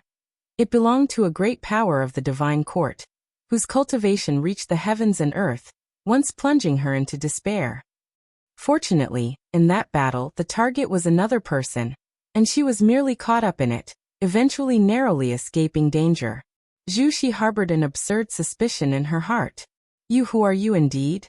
A terrified voice echoed, shocking the other cultivators around Zhu Xi. They recognized this voice as well. It belonged to Li Chengfeng, a great cultivator of the divine court. Li Chengfeng was a heaven-encompassing free immortal, a famous divine general of the divine court, known for slaughtering countless enemies and having a fearsome reputation. When they faced Li Chengfeng, they could only look up in fear. They had never heard him speak in such a tone. Fear, despair. Did Li Chengfeng get defeated just after descending? Hundreds of divine senses probed simultaneously, followed by gasps of shock. Retreat. Zhu Xi immediately ordered, turning around to leave first, with the others following closely. No one hesitated, all scared out of their wits. In the distance, the sea of fire dispersed, revealing a white-haired man with a bare upper body standing on an extensive charred plain. He held a purple-robed man's neck, lifting him high. This purple-robed man was Li Chengfeng of the divine court, with disheveled hair and a face full of blood, his eyes filled with terror. One move. With just one move, the opponent shattered his Dao fruit, causing all his mana to dissipate. He had no strength to break free, only awaiting death. The unfathomable power of the opponent disturbed him, foreshadowing great trouble for the divine court. He had never encountered such an enemy, whose very presence filled him with unease. The white-haired man was tall and muscular, his upper bodice muscles well-defined, with flame-like blood marks on his fair skin and a handsome face, but with eerie pale pupils. Longevity fruit. Longevity fruit. The white-haired man asked coldly, his voice intermittent, seemingly incoherent. Li Chengfeng gritted his teeth and said, I have never heard of the longevity fruit. If that is your only goal, I can have the divine court help you search for it. Crunch. Li Chengfeng's neck was suddenly broken, his words cut short. His eyes widened, his divine soul unable to escape his body, and he turned to ash, scattering with the wind. The white-haired man turned around, flying in a certain direction. Sar the novel, Fire. At website on Google to access chapters of novels early and in the highest quality. On the other side, Zhu Xi and her group were still fleeing rapidly, sensing Li Chengfeng's aura abruptly vanish, indicating his probable death. What kind of being could make a great power like Li Chengfeng fall in such a short time? Zhu Xi was equally shocked, unable to forget the image of the white-haired man in her mind. Facing such a terrifying being, she couldn't think of anything else, her heart filled with dread. Bang! A thunderous roar suddenly erupted from behind, engulfing Zhu Xi and her group in dazzling light, followed by an unfathomable strong wind. At the same time, in the depths of the universe, before the world gate, a celestial god opened his eyes, reflecting the scene of the Taiwei Great World within them. From the universe's perspective, the Taiwei Great World appeared as a glowing continent, surrounded by countless little worlds. At this moment, the glowing continent was trembling, with billowing black smoke emerging from a certain area. Where does this person come from? The celestial god muttered to himself, beginning to calculate with his fingers, his expression growing increasingly strange. War Spirit Holy Mansion. Taishangju. It's actually him? He's still alive. The celestial god furrowed his brows, then stood up, turning to walk into the world gate. A storm gusted from the depths of the universe, but the world gate remained unmoved, unaffected. The storm lasted for a long time, and when the turbulence subsided, the celestial god had not returned. On the other side of the universe, the strong light of the Taiwei Great World was gradually fading. The white-haired man suddenly appeared in the void, holding a person in his hand. Does the War Spirit Holy Mansion intend to oppose the Celestial Court? The person held by the white-haired man was an old Taoist with an immortal aura, none other than the immortal monarch Han Sha, hidden within the divine court. He could see the cause and effect of the white-haired man, linked to the War Spirit Holy Mansion, a powerful court outside the jurisdiction of the Celestial Court. The white-haired man, Tai Shangju, ignored him, grabbing his head and stepping into the void. A time-space rift appeared in front, into which he stepped, dragging the immortal monarch Han Sha with him, disappearing without a trace as the rift quickly closed, as if nothing had happened. But the celestial Dao immortal light of the Taiwei Great World was fading, indicating a titanic battle had just occurred. If you find any errors, ads pop up, ads redirect, broken links, non-standard content, etc., please let us know. Report so we can fix it as soon as possible. Chapter 713. Dao Saint Heart Swish. The waves incessantly washed up on the beach, crashing against the rocks, sending up sprays of water.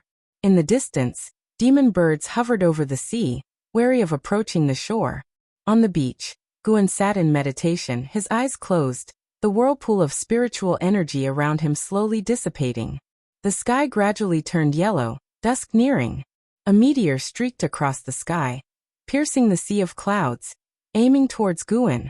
Just as the meteor was about to strike Guan, he suddenly raised his hand and caught the meteor in his grasp. He opened his right palm to reveal a white jade stone, the size of a pigeon egg, in his hand, refracting a crystalline light, exuding a mysterious beauty. Guan slowly opened his eyes, looking at the white jade stone in his hand with a complex expression. He had just received the inheritance memories of lifespan reincarnation, his mind awash with emotions and thoughts. He had experienced another life. This lifetime was far longer and grander than the previous ones combined. Perhaps it was related to Gu An's current cultivation level, as this lifetime's cultivation far surpassed the former ones, even reaching the realm of Dao Extreme Daoyuo Immortal. The endpoint of lifespan reincarnation varies with the state of one's cultivation beforehand. Even with unparalleled talent, one might still succumb to certain misfortunes. Unlike previous reincarnations, this reincarnation body still lived. More precisely, it lived in Gu An's current timeline, destined to die in the future.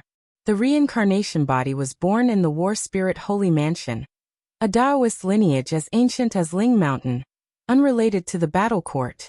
Named Taishangju, like other reincarnation bodies, he was born in suffering and grew through countless hardships. The current Taishangju had already reached the cultivation level of Miaojin Daoyuo Immortal. He would fall to the celestial court when he achieved Dao Extreme Daoyuo Immortal. Guan could sense that if he tried to contact Taishangju, he would face unimaginable repercussions of karmic retribution. Taishangju had already vaguely sensed his own karma, so before leaving the Great Thousand World, he scattered many white jade stones imbued with his Dao intent and hidden obsessions.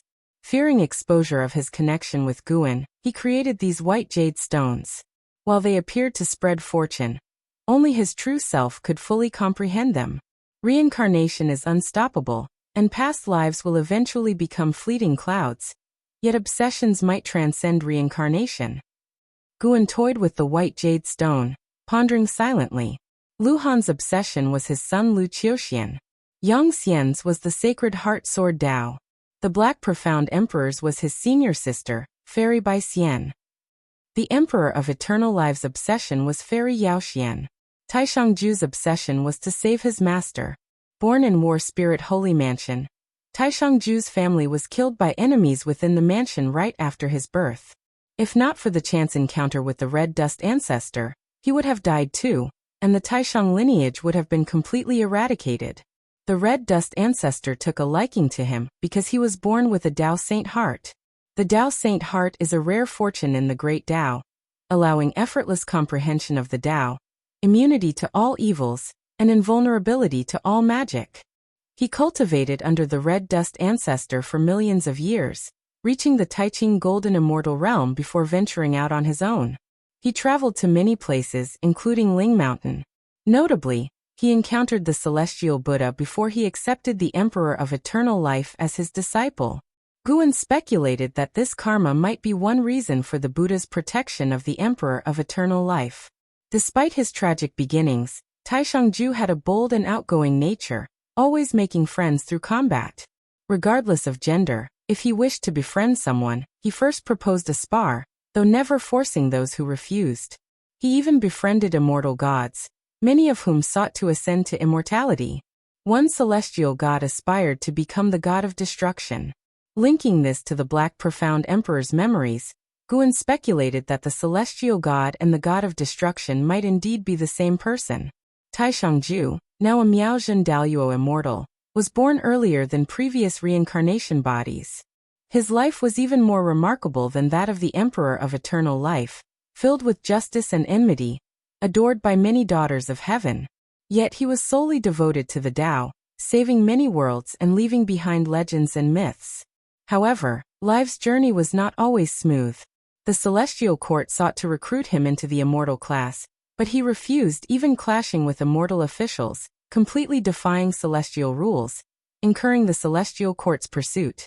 After narrowly escaping death several times, he was attacked by a supreme immortal. As he was about to die, his master, the Red Dust Ancestor, appeared and saved him, though suffering severe injuries and a curse from the heavenly Tao. The master and disciple fled to a mysterious universe. The Red Dust Ancestor sealed himself, instructing that only the legendary eternal fruit could save him. Taishangju was devastated. To him, the Red Dust Ancestor was not just a master but a father. This was his first true setback, deeply affecting him. He changed completely, not immediately seeking the eternal fruit, but focusing on cultivation, aiming to reach the Supreme Immortal's realm before re-emerging. Unfortunately, he underestimated the Celestial Court's power. Just as he set foot on the path of the Great Tao, immortal gods pursued him. Luckily, his cultivation was strong enough that the initial waves of immortal gods couldn't handle him, until the Celestial Tao Venerable attacked, casting him into the desperate Celestial Tomb, where he endured the curse. Over the long years, Taishangju gradually lost consciousness. It wasn't until much later that he sensed a karma similar to his own. Using this karma to break free from the desperate celestial tomb, he escaped, leaving the other person behind in his place. Guan guessed this karma belonged to fairy Yaoxian, specifically to her unborn child, the son of the Emperor of Eternal Life Sin. Comprehending his origin and karma, Taishengju sensed his connection with the Emperor of Eternal Life. Both men realized they were reincarnation bodies, completing each other's redemption in their respective lives. Fairy Yaoxian suffered a karmic backlash, unable to return to the Tao. But the desperate celestial tomb was unique. Her child could hide there with time standing still. The giant palace where Sin resided was created by Taishengju, shielding him from the tomb's evil forces. Taishengju saved the Emperor of Eternal Lives' son while the Emperor, through his offspring, helped Taishengju escape the tomb's suppression. Thinking of this, Guan felt deeply moved and somewhat proud. No wonder it's him. After escaping the tomb, Taishengju wandered the void of the Great Tao for a long time before returning to the Great Thousand World recently. He harbored a deep hatred for immortal gods but felt a slight kinship with Zhu Xi, deriving from their shared karma. That's why he acted against the immortal gods of the divine court. Though he seemed insane, he retained a shred of his will. He captured Han Sha, immortal monarch, to investigate the plot behind the demon god, intending to use the immortal gods for finding the eternal fruit. Taishengju was unaware of his destiny, but Guan, having inherited his memories, knew Taishengju would cause many upheavals, ultimately falling to the celestial court, never finding the eternal fruit before his demise. He scattered the white jade stones across the 3,000 great worlds, fearing such an outcome. If he failed, he hoped his true self would help him find the eternal fruit. Since it's my own request, I naturally must help you. Guan looked down at the white jade stone, thinking thus. Inheriting Taishengju's memories deepened his comprehension of the great Tao, and his soul began to transform. CTH Ovalfire. Net website on Google to access chapters of novels early and in the highest quality. Tao Saint Heart.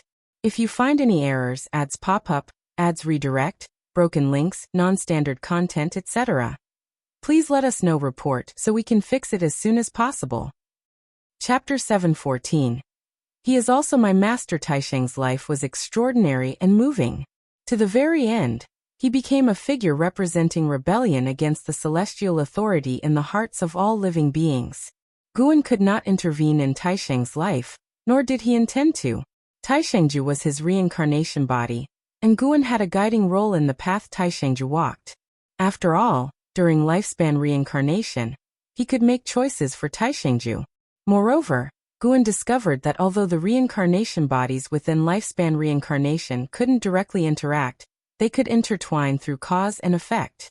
This gave Guan many ideas about the path of cause and effect. Lifespan reincarnation started from him, so none of his reincarnation bodies would appear in his world.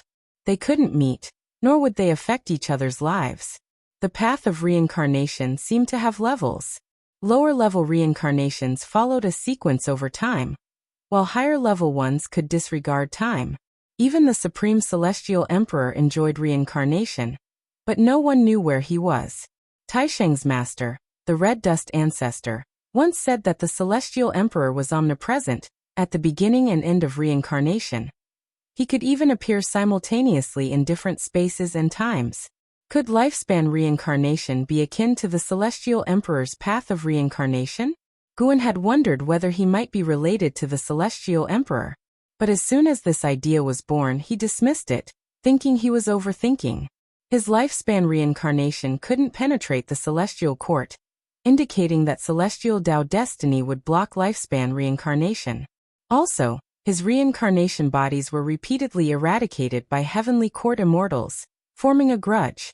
Moreover, his reincarnation bodies were destined to die, their lives invisible to him.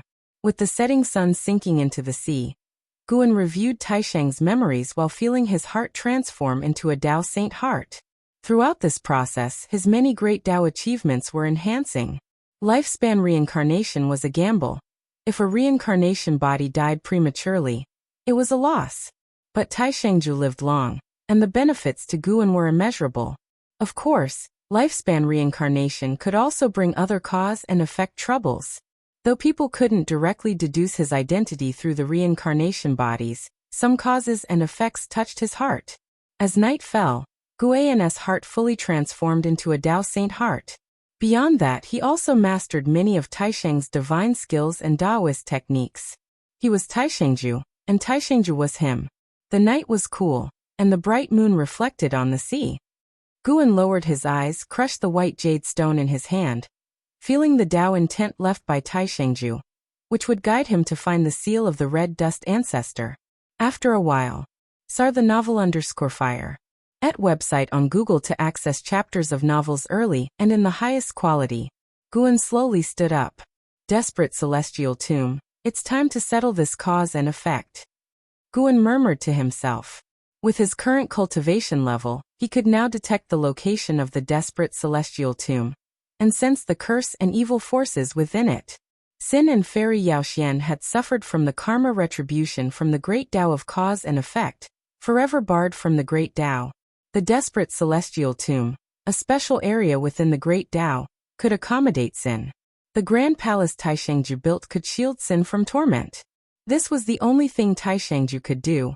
His cultivation level was not enough to counter the great Tao of cause and effect. Guan couldn't do it now either, but he was gradually able to see through the desperate celestial tomb. He foresaw that once he reached a higher realm, he could resolve the curse on Sin and bring Sin to Wuxia for cultivation. As for Fairy Yaoxian, still lost to the great Tao of cause and effect, he believed he could trace her through Sin. And Lu Qiuxian in the River of Destiny, Guan would find a way to help him escape the path of destiny. These tasks were not troublesome for Guan.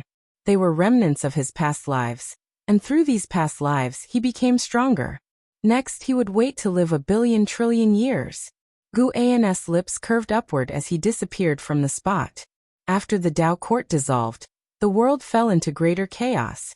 The 100 great sects scrambled for territory and resources, and all living beings gradually awakened. It turned out that the world's illness did not lie with the Tao court. The major sects of the world did not care what the people thought. They only saw unparalleled opportunities and wanted to compete to become the sole ruler of the world. Even the Qiankuan sect went mad, and the 5 leaders, Yi Qingshan and others, could hardly control it. 1,000 years later, the human world remained in chaos, with constant slaughter. In a courtyard within the Qiankuan sect, Yi Qingshan, Lin Chuan, Cheng Meng, Gu Changsheng, and Gu Qingdao were entertaining an Xian. The 5 of them had founded the Qiankuan sect, now renowned across the world. Their disposition and mindset had matured, whereas an Xian seemed younger than them. We are truly old now. Even our juniors no longer listen to us. Cheng Meng sighed while pouring tea for an Xian. The others agreed. The entire Qiankuan sect was eager to expand, placing more value on cultivation resources than the virtues of the righteous Tao. With young talents like Yuan Luo leading the charge, many already sought to force the elders to relinquish power, or even step down. An Xian spoke. Since ancient times, any sect that wishes to endure through the ages must undergo such trials. Now is the test for both Qiankuan sect and you. Guan only allowed her to protect the 9-spirit continent, so she couldn't interfere. She watched Yi Qingshan and the others founding the Qiankuan sect. Over more than 1,000,000 years, new generations of disciples represented Qiankuan sect, paying tribute to her. Through these disciples, she sensed the growth of the Qiankuan sect. She regretted the fate that awaited it but wouldn't alter it. Forget it, we are tired. We founded the sect to seek revenge and rebuild our homeland. Now that these wishes are fulfilled, it's time to let go. Yi Qingshan said with emotion, and the others agreed. They were truly weary and wanted to focus on their cultivation. An Xian did not refute. Perhaps it was the best outcome. Yi Qingshan hesitated for a moment, then looked at an Xian and asked, "Senior, we've always wanted to know about our master's situation. Is he well?" Back then, they came here knowing Guan was in seclusion. They thought, like them, Guan was under Nzin's protection. After more than 1,000,000 years, Guan often went to Qiankuan sect, but never met them. They could never forget the master, who taught them immortal cultivation in their youth. Though they no longer remembered his face, his figure remained etched in their minds. An Xian put down her teacup and under their expectant gaze said, He is well. These 3 words brought great joy to the 5. Actually, he is my master too. He has never needed my protection. It is he who protects me. By that, I can be considered your senior sister, an Exian calmly explained. These words left I Ching Shan and the others stunned. They witnessed Nzin's strength, but did not know how powerful Guan was, as he once told them his realm was only the foundation establishment realm. If you find any errors, ads pop up, ads redirect, broken links, non-standard content, etc., please let us know report so we can fix it as soon as possible. Chapter 7:15. Guan turned out to be Nzin's master. This fact deeply shocked I Ching Shan and the other 4, their emotions unable to settle for a long time. It turns out that the master has always been here, secretly supporting them. They were filled with gratitude, and Cheng Meng's tears gushed out uncontrollably. I Ching Shan took a deep breath. He did not question Nzin's words but instead asked, "Can we enter Wuxia to cultivate, serving the old master?" The other 4 snapped back to reality, looking toward an Exian with anticipation. An Exian smiled and said, "I can't decide on this matter, I need to ask my master. You should first deal with the Qingkuan sect. Once you enter Wuxia, coming out won't be so easy." I Ching Shan and the others naturally knew this, and they hurriedly agreed, promising to handle the aftermath of the Qingkuan sect. Meanwhile, inside Wuxia Daoist field, Guan was picking mature medicinal herbs, the ghost mother of ephemera following behind. Suddenly, a series of prompts appeared in front of Guan. Frowny face, your lifespan has broken through for the first time to 100 trillion years, beginning random upgrades of lifespan function. Your lifespan barrier function upgraded. Lifespan barrier upgraded successfully. Lifespan barrier. Consume lifespan to activate lifespan barrier. It can block all prying, perception, and deduction. The consumed lifespan is determined based on your cultivation aura and the required spiritual energy. The range of the lifespan barrier can be freely manipulated. As expected, it was an upgrade of function. Upgrading to lifespan barrier is indeed a good thing. Guan had long felt the lifespan barrier was too small. He wondered how large the new lifespan barrier could be and how much lifespan it would consume. The most important thing is he can prepare to break through. Guan didn't stop what he was doing, continuing to pick medicinal herbs, only stopping after he finished harvesting all the herbs in this medicine garden. Search * the novel, F.I.R. Net website on Google to access chapters of novels early and in the highest quality. All picked medicinal herbs were collected by the ghost mother of ephemera. Seeing him finished, the ghost mother of ephemera couldn't help but remark, "Master, what I most admire about you is your perseverance. Whether it's writing, painting, or picking medicinal herbs, you can persist for so many years. Watching you pick herbs, I feel every move contains profound meaning, embodying the principles of the great Tao."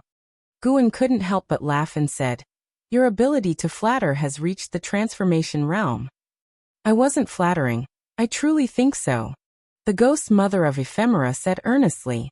After over 1,000,000 years together, she knew Guan was not a stern person, so she dared to speak her mind with him. The great Tao is everywhere. In anything done with persistence, you can sense the Tao. The primordial Tao Emperor perceives the path of natural Tao without fighting. Calming oneself to feel everything around is very important. Guan said sincerely, not speaking nonsense, for indeed the Tao is omnipresent, and the Wuxia Daoist field is filled with his Tao intent, making it easier to comprehend the Tao here. The ghost mother of ephemera nodded and said, "I usually strive to understand the Tao and have not neglected cultivation. Although you joined me not through good fortune, after spending so many years together, I've always seen your efforts. You should feel that I treat you like a disciple, right?" Guan said while stretching. The ghost mother of ephemera nodded quickly and said, "Master's kindness to me, I've always seen it. Over 1,000,000 years, she has come to manage the medicinal herbs planting, with the 3rd generation disciples only assisting her. These treatments made her understand Guan indeed valued her, proving her efforts have moved him." The two chatted casually as they moved forward, with the ghost mother of ephemera cherishing such opportunities. An hour later, Guan finally left Wuxia Daoist field alone. He walked in the woods on the edge of the Qingkuan sect, silently practicing lifespan breakthrough. You have activated lifespan breakthrough function, and based on your current realm, the following breakthrough sites are selected for you. 1. Path of the Great Tao. 2. War Spirit Holy Mansion. 3. Hungmeng Great World. 4. Deep Domain. 5. Jiuhong Great World. 6. Endless Tao Mountain. 7. Boundless Yin Yang Inverted Realm. 8. Final End. 9. Supreme Origin Forest. Some places appeared before, and some were seen for the first time. Unheard of. Guan first thought that the foundations of Path of the Great Tao, War Spirit Holy Mansion, Hungmeng Great World, and Endless Tao Mountain are terribly frightening, capable of nurturing beings surpassing Tao Extreme Daoyuo Immortal. Like the Great Thousand World, it simply couldn't bear his breakthrough. Now he felt the celestial spirit Great World was fragile. If he sneezed hard enough, the celestial spirit Great World would shatter. Not just the ground beneath him. The entire universe couldn't withstand his power. Thinking it over, Guan decided to go somewhere new. After all, lifespan breakthrough would transport him to a safe place. Guan's gaze fell on the 9th option, Supreme Origin Forest, which had appeared before. It was worth checking out. Boundless Yin Yang Inverted Realm and Final End sounded dangerous and strange. Better not to test them. Guan decided. Teleporting to Supreme Origin Forest requires consuming 10 billion years of lifespan. Continue. Continue. Guan made the choice, his figure disappearing from the original spot. After a long-awaited state of no sensation, Guan opened his eyes, immediately activated lifespan barrier, then began to observe his surroundings. He stood above a silver-blue chi sea, with gigantic silver trees towering in front of him. The narrowest tree had a diameter exceeding 1,000 zhang, while far off were terrifying giant trees with diameters surpassing millions, billions of li, making everything seem tiny in comparison. These silver trees were peculiar, entwined with various Tao rules, some even bearing fruits which were transparent, containing slices of heavens and worlds within. He could even sense the vitality of living spirits. Such heavens and worlds numbered countless, more than the stars outside the celestial spirit Great World. This is the Supreme Origin Forest. Guan looked down. The silver-blue chi sea underneath felt like solid land, yet within it lay an even more expansive region, deep and unfathomable like another great heaven and earth. He looked carefully and found numerous soul-like entities drifting in the depths, some human-like, some beast-like, bizarre and diverse. Moreover, the Tao spiritual qi here was extremely abundant and very unique. He had never felt such fresh spiritual qi. He looked up again, gazing at the source trees all around. This mysterious and grandiose forest contained a special Tao mystery. Each tree seemed like a part of a formation. The Supreme Origin Forest is extraordinary. Guan stopped thinking further and focused on the lifespan barrier. With the lifespan barrier successfully upgraded, he could use his mind to enter the macro manipulation scene of the lifespan barrier and expand it through thought. The expansion seemed endless. If you find any errors, ads pop up, ads redirect, broken links, non-standard content, etc., please let us know. Report so we can fix it as soon as possible. Chapter 716. Breakthrough to Xianqi Primordial Immortal Gu and fumbled around the lifespan barrier at the original spot, eventually expanding the barrier to cover an area equivalent to that of the 9-spirit continent. He called up his attribute panel and invested 100 billion years of lifespan into his physique. Using 400 billion years of lifespan, the primordial reincarnation undying body upgraded to the primordial Tao creation body, but even 1,000 billion years wouldn't be enough for the next advancement. This time he didn't plan to enhance himself comprehensively, but instead focused entirely on his cultivation level. The reason for upgrading his physique was to observe how quickly the lifespan barrier now consumed lifespan. Numerous prompts quickly appeared before his eyes. The 100 billion years of lifespan did not upgrade his physique. Since he already invested in it, he had to succeed. Guan continued to invest lifespan, putting in increments of 100 billion years each time. This investment turned out to be much greater than he anticipated, rapidly surpassing 1 trillion years, making him somewhat regretful. The leap was too significant, from 400 billion years of lifespan to 1 trillion years of lifespan.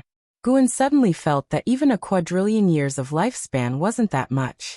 Eventually, the primordial Tao creation body transformed into the primordial infinite creation Tao body, totaling 5 trillion years of lifespan consumed. From 400 billion years to 5 trillion years, an increase of over 100 times. Just for the addition of infinite? Guan took a deep breath, and the Tao spirit chi of the supreme origin forest began to surge violently into his body. He fixed his gaze on the lifespan barrier, watching the lifespan numbers flash by rapidly. Though faster, the consumption was still within an acceptable range.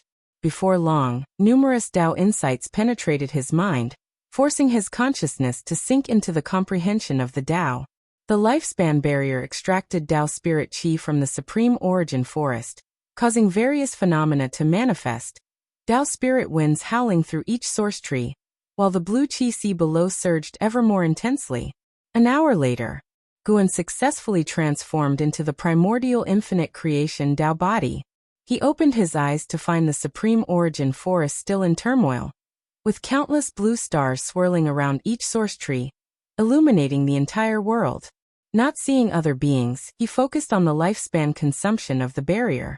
3,000 billion years of lifespan. Still acceptable. He now had 940 trillion years of lifespan remaining, though inexplicably, he felt a slight sense of crunch. Taking a deep breath and clearing his mind, he began to invest lifespan into his cultivation level.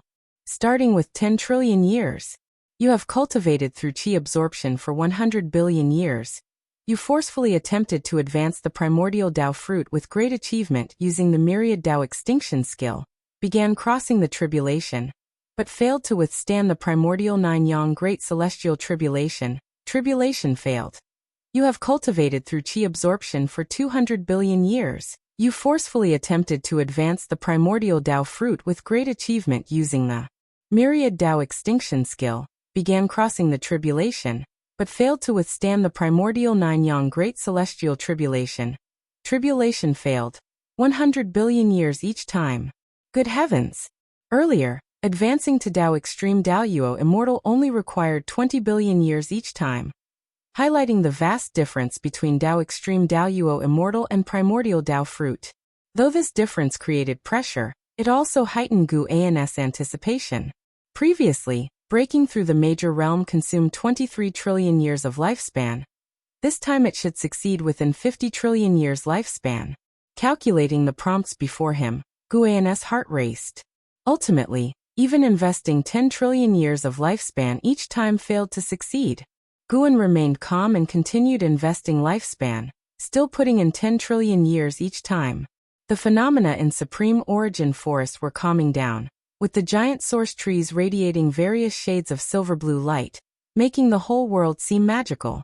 After a while, Gu An's expression began to turn grim.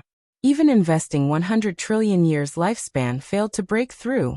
Clearly, it was impossible to reach the perfection realm for the next major realm this time. No matter what, achieving the next major realm first was a must. A determined look in Gu An's eyes, he continued investing lifespan. However, the next 10 trillion years lifespan also failed to see success. He started to imagine the terror of the primordial nine yang great celestial tribulation. Someday, he would have Yang Jian and Li Xuanmiao investigate this tribulation in the celestial court, to understand the difficulty of the tribulation he was crossing. After a while, Gu An's investment in his cultivation level surpassed 40 trillion years lifespan, but still no success. He continued to invest. You have cultivated through chi absorption for 5,400 billion years. You forcefully attempted to advance the primordial Tao fruit with great achievement using the myriad Tao extinction skill, began crossing the tribulation, but failed to withstand the primordial nine yang great celestial tribulation. Tribulation failed. You have cultivated through chi absorption for 5,500 billion years. You forcefully attempted to advance the primordial Tao fruit with great achievement using the myriad Tao extinction skill, began crossing the tribulation. You withstood the primordial nine yang great celestial tribulation. Tribulation succeeded. Your cultivation level advanced to the early stage of Xian Qi primordial immortal realm. You have cultivated through chi absorption for 1 trillion years. Your cultivation level increased. Finally succeeded. From the perfection realm of Dao Extreme Daoyuo Immortal to the early stage of Xianqi Primordial Immortal Realm, it actually took 43,500,000,000,000 years of lifespan. Truly exaggerated. So long as the breakthrough succeeded, Guan was revitalized, anticipating the might of Xianqi Primordial Immortal. The Dao spirit qi in this realm surged abruptly, the dark sky suddenly lit up, and Guan saw a gigantic mountain larger than the entire celestial spirit great worlds heaven and earth. No, it wasn't a mountain but a source tree. Squinting, Guan saw an even larger presence behind the source tree. Sir, the novel F.I.R. Net website on Google to access chapters of novels early and in the highest quality. This realm was also boundless. Even with the cultivation level of Dao Extreme Daoyuo Immortal, it was impossible to see an end in a short time. As Guan was about to break through, the Dao rules within Supreme Origin Forest started to disorderly scatter. Unlike the previous phenomena during breakthroughs, now the Dao rules became perilous, even twisting space. The Dao seemed to sense danger, instinctively resisting.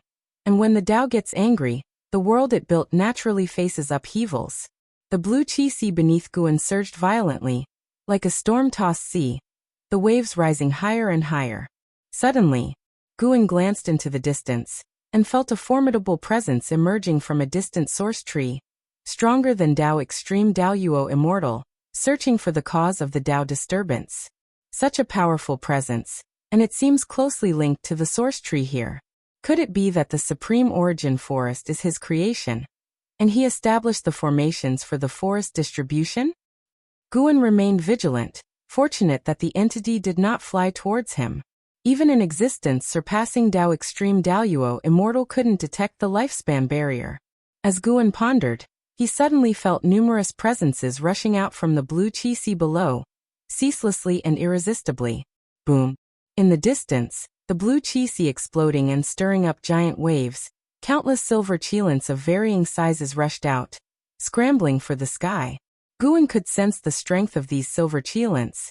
Even the weakest had the cultivation level of free immortal, and the strongest reached the heaven-opening Daoyuo Immortal Realm. As they sped away, those chaotic Dao rules actually avoided them, not causing them harm, making Guan curious about these silver qilins. If you find any errors, ads pop up, ads redirect, broken links, non-standard content, etc., please let us know. Report so we can fix it as soon as possible. Chapter 717. My name is Guan. Guan watched the group of silver qilin for a moment. Then his consciousness was drawn to the enlightenment of the great Dao breakthrough, and he quickly entered a state of enlightenment. Primordial Dao fruit.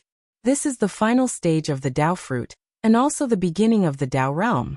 The so-called Xianqi belongs to his Dao Qi, and his destiny will converge here as well.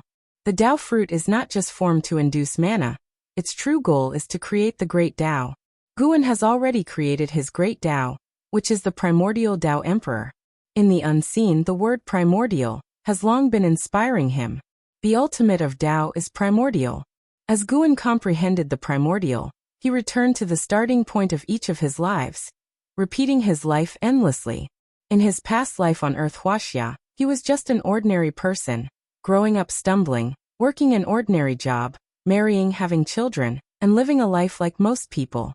As Chu Lu, Xiao Xingtian Long Zhan, Black Profound Emperor Lu Hanxi, he lived the rugged and arduous life of immortal cultivation. As Ji Shi, he lived an adventurous life of battles, fighting continuously from the moment he gained awareness, constantly breaking through in battles, traveling to different worlds and realms for battles, never stopping until death. As Yang Xian, he was obsessed with sword Dao, living only for the sword. As Emperor of Eternal Life, he could not achieve eternal life due to his obsession, and the repetition of his life left Guan deeply exhausted.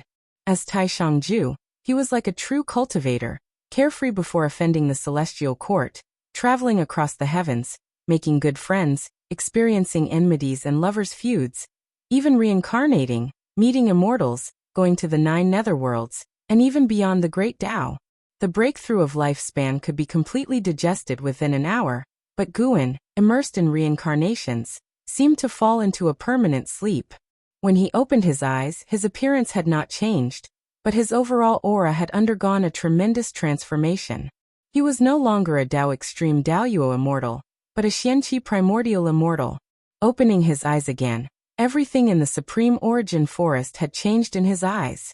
He saw the end of the Supreme Origin Forest, where a blue chi sea flowed down, falling into endless darkness. Everything in the Supreme Origin Forest was in his eyes, including those hiding in the shadows. The powerful existence he had previously startled was a Xianqi primordial immortal. Although he couldn't determine if the other's cultivation level was higher than his, the other did not make him feel in danger. Apart from this Xianqi primordial immortal, the second strongest in the Supreme Origin Forest was a Miaojin Daoyuo immortal, the realm master of the Supreme Origin Forest, ruling over countless living beings, all of whom lived far away. The lifespan breakthrough had transported Guan far from them. Guan could see through their cause and effect. The Xianqi primordial immortal was the one who created the Supreme Origin Forest. Of course, this world was not created by the Xianqi primordial immortal. He merely opened those source trees, subduing the Dao spiritual qi of the world under the trees. Those silver qilin were Dao source qilin, divine beasts raised by the Xianqi primordial immortal. Of course, neither the Dao source qilin nor those living beings knew of the Xianqi primordial immortal's existence. Like-minded people, reclusive in the world. Guan withdrew his gaze and lowered his head to look at his hands. So strong. Unbelievable that I could become this powerful. Guan murmured to himself. At this moment he felt invincible. He could even sit here and gaze at the 3,000 great worlds, the celestial spirit great world, misty immortal court, and desperate celestial tomb all in his view. Countless parallel worlds. Little worlds of varying sizes formed by intertwining cause and effect. All presented before him. Enough to drive those immortals insane. Guan looked at his lifespan. This breakthrough had consumed more than 20 trillion years of his lifespan, leaving him with less than 30 trillion years. Breaking through to the perfection realm seemed impossible. But another minor realm breakthrough should not be difficult. Guan began to invest his lifespan into his cultivation level. He spent 19 trillion years of his lifespan, and successfully reached the mid-stage of the Xianqi primordial immortal realm. Opening his eyes again, the Dao rules of the Supreme Origin Forest were still rampant, countless Dao source qilin and cultivators patrolling everywhere, but as vast as this realm was, they never passed over Guan's head. Guan looked at his lifespan, now less than 6 trillion years. Sir the Novel Fire. Any *T website on Google to access chapters of novels early and in the highest quality. Let's stop here. Guan stood up, looking in the direction of the Xianqi primordial immortal. He didn't plan to make acquaintances with the other. His breakthrough needed to be kept hidden. Although it needed to be hidden, the leap in strength gave him more confidence to deal with any trouble the Celestial Court might bring. He could already see the location of the Celestial Court, where the celestial Dao destiny was vast and scorching, sacred and inviolable. Guan silently activated the teleportation function of the lifespan breakthrough. In fact, he could just jump out directly, but there was a Xianqi primordial immortal here, and he feared leaving traces. He didn't want to gamble because he could easily earn back this bit of lifespan. After returning to the celestial spirit great world, he didn't go back to the Taoist field of the beginningless, but stepped out of the outer heaven, arriving at the desperate celestial tomb. The desperate celestial tomb was still desolate, with dust everywhere, massive buildings buried by sand and wind, mysterious and ominous. Fairy Yaoxuan's 1,000-foot-long finger was still there, pierced into the ground. The original power within had disappeared, replaced by the sinister energy of the desperate celestial tomb. Guan raised his hand and placed the giant finger into his sleeve, then stepped towards the massive palace where Sin was hiding. This 1,000-foot-long finger would have descended upon the 3,000 great worlds in the future, bringing terrible catastrophe to all living beings. But now this fate had been changed. At least this finger would no longer affect the 3,000 great worlds. As Guan walked, the wind and sand swirled around him, unable to touch him. Sinister powers were brewing within the desperate celestial tomb, but they couldn't harm the Xianqi primordial immortal. He walked through this realm, completely unaffected. As he walked, he continued to comprehend the desperate celestial tomb. This realm buried an ancient skeleton, too long deceased for Guan to determine its cultivation level. But from this point, it could be inferred it was likely the skeleton of a Xianqi primordial immortal. Otherwise, why would he need to reach the Xianqi primordial immortal level to be unaffected by this realm? Guan always felt that this Xianqi primordial immortal would revive again. The sinister power of this realm was spreading out from his skeleton, as if feeding on the blood and qi of living beings to prepare for resurrection. Of course, this matter had nothing to do with him. He was not interested in interfering with other cause and effect. As long as they didn't provoke him, he would not hinder their path of survival. Finally, he arrived in front of the massive palace where Sin lived. The door was slightly ajar, only a crack visible, but up close, this crack also appeared very wide, the inside pitch black, like a gateway to the 9 nether purgatory. He did not step into the palace, only waited at the crack of the door. Soon, footsteps came from the darkness. A young boy slowly poked his head out of the darkness, curiously looking at Guan, cautiously asking, "Who are you? Why are you here?" He spoke the language of the immortal cultivation realm. It seemed Fairy Yaoxuan's finger had helped him a lot. Guan showed a smile and said, "My name is Guan, I've come to take you home. If you find any errors, ads pop up, ads redirect, broken links, non-standard content, etc., please let us know report so we can fix it as soon as possible." Chapter 718. As the sun set and dusk enveloped the mountain range, Guan and Sin paced through the forest's edge, their shadows elongating under the slanting rays of the sun. Trailing behind Guan, Sin glanced left and right with wide-eyed curiosity. He was fascinated by every flower, plant, and tree, a stark contrast to the lifeless scenery of the desperate celestial tomb. Every now and then, Sin would look towards Guan, his eyes filled with wonder. Although he didn't know Guan, he felt an inexplicable warmth upon first sight. Of course, this was primarily because he had yet to form any perceptions, not understanding good from evil or the intricacies of human nature.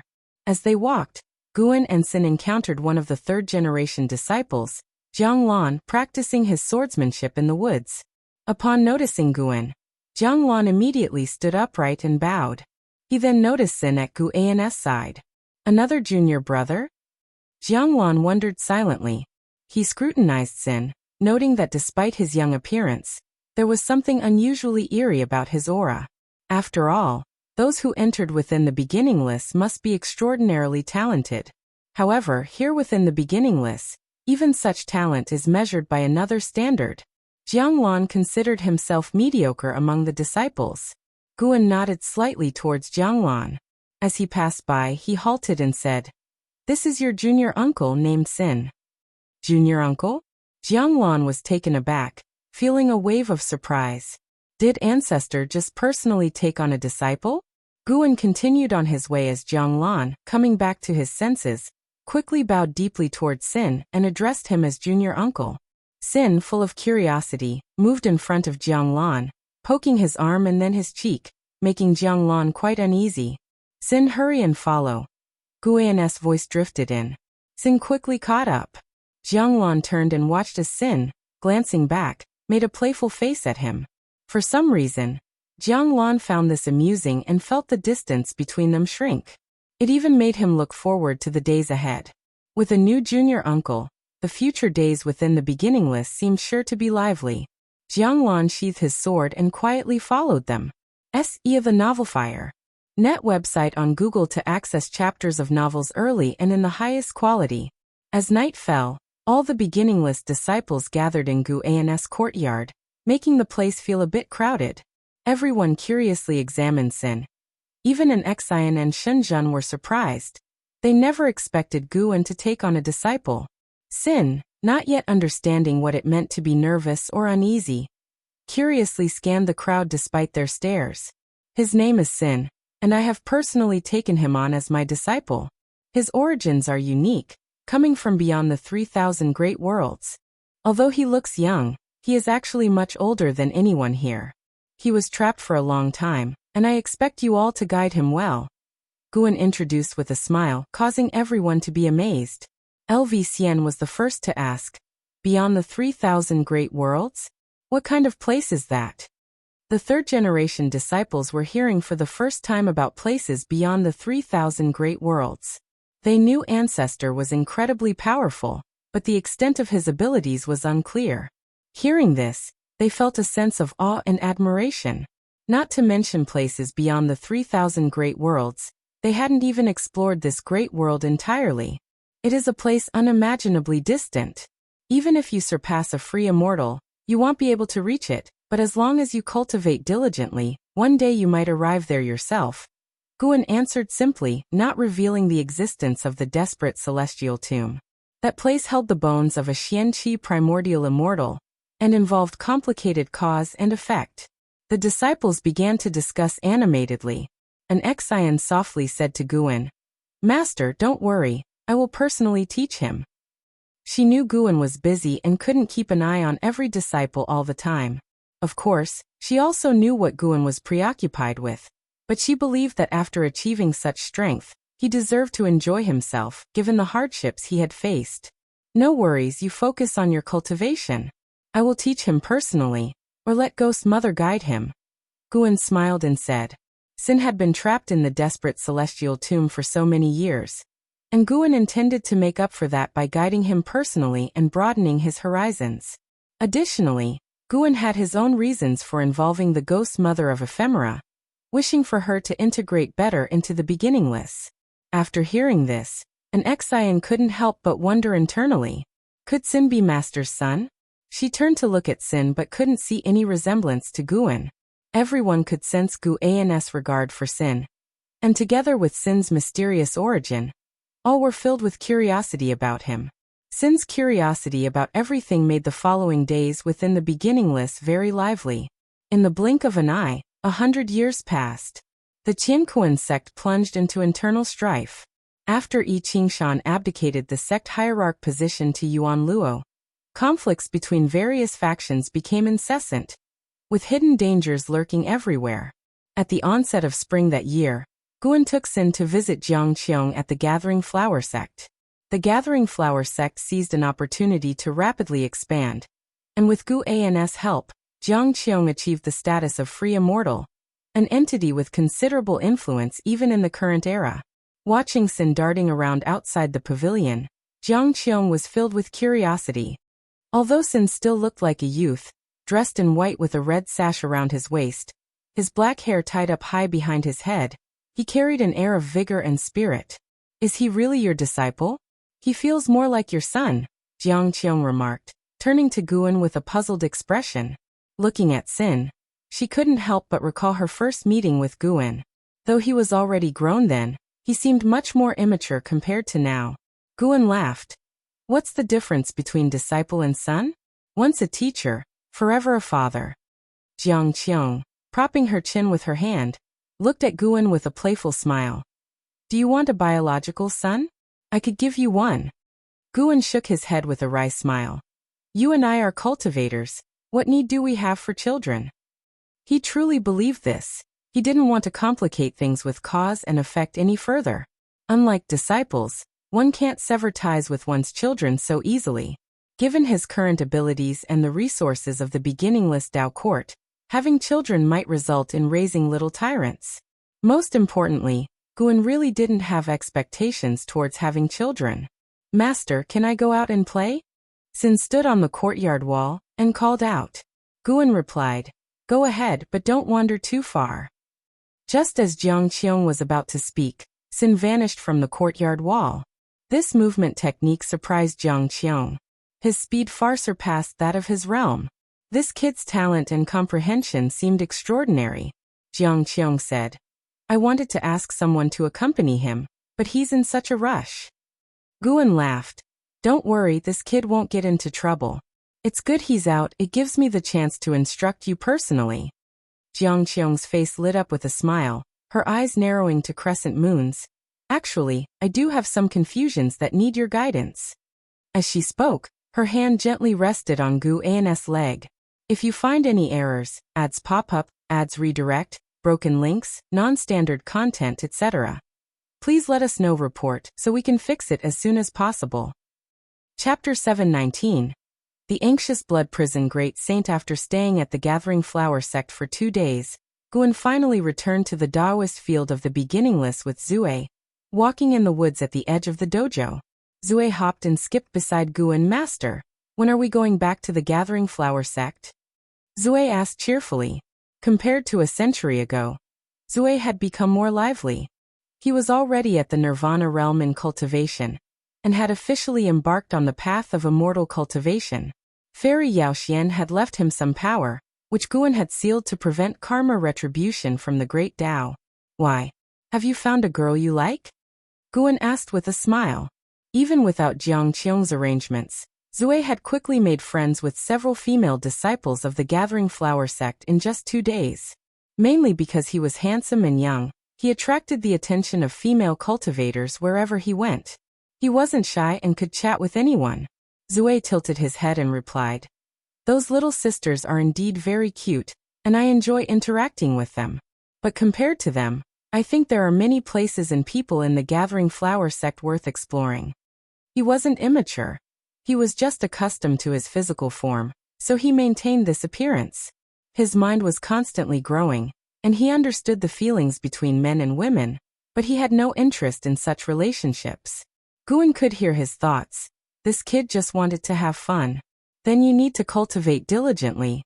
If you perform well, it'll take you there again in the future. Guan replied with a smile. Master, you're the best. Zue immediately became happy and hugged Guan's arm, excitedly talking about what he had seen and heard in the past 2 days. After walking for a while, Zue suddenly noticed someone. It was a young woman who was injured and leaning against a large tree, cultivating energy to heal herself. Hearing the conversation and laughter between Guan and Zue, she opened her eyes and looked wary. Guan pretended not to see her and continued forward. As they got closer, the young woman grew increasingly nervous. Zue also stopped talking and curiously looked at the young woman. It was only when Guan passed by her that she secretly relaxed. Seeing that Guan didn't say anything, Zue didn't ask further questions. After the two of them disappeared at the end of the woods, the young woman finally completely let go of her stress. Wait, this is a forbidden area. Are they people from the beginning list? The young woman thought to herself. A sudden impulse to chase after them arose. She was being pursued and had fled here. If she could get help from the beginning list, she might escape from this ordeal. As soon as this thought was born, a surge of unexplained fear rose in her heart, making her quickly give up the idea. On the other side, Guan and Zue stepped into the dojo's range. Although Zue's cultivation level wasn't high, he could feel the sudden surge of spiritual energy, and he knew he was home. Master, that person just now seemed injured. Is there a problem with the Qiankuan sect? Zue couldn't help but ask. He had been to the Qiankuan sect before, but hadn't sensed the internal conflicts of the sect. Guan looked ahead with a long gaze and said slowly, "The Qiankuan sect is going to disband. Our dojo will become larger in the future. Are you happy?" "What's there to be happy about with it becoming larger? Master, there are so many people on this continent. Are you going to drive them away?" Zue pursued. "What do you hope I should do?" "I hope you will let them stay. This way, the beginning list will become more lively. Of course, this is just my idea. If you fear disturbance in cultivation, then drive them away." Zue replied. In his heart, his master was already the most important person. He listened to his master's words and would never forget the long, tedious years in the desperate celestial tomb. Since that's the case, let's do as you wish and let them stay on the continent. Guan patted Zue's head and smiled with satisfaction. He cared more about Zue's character than his cultivation level. Without a heart of compassion, one would eventually walk down an extreme path. Hearing this, Zue became even happier, but Guan continued, "Letting them stay is fine, but you must not bully them in the future. Regardless of their cultivation level, you must always respect others. Understand?" "Don't worry, Master, I will remember it," Zue said.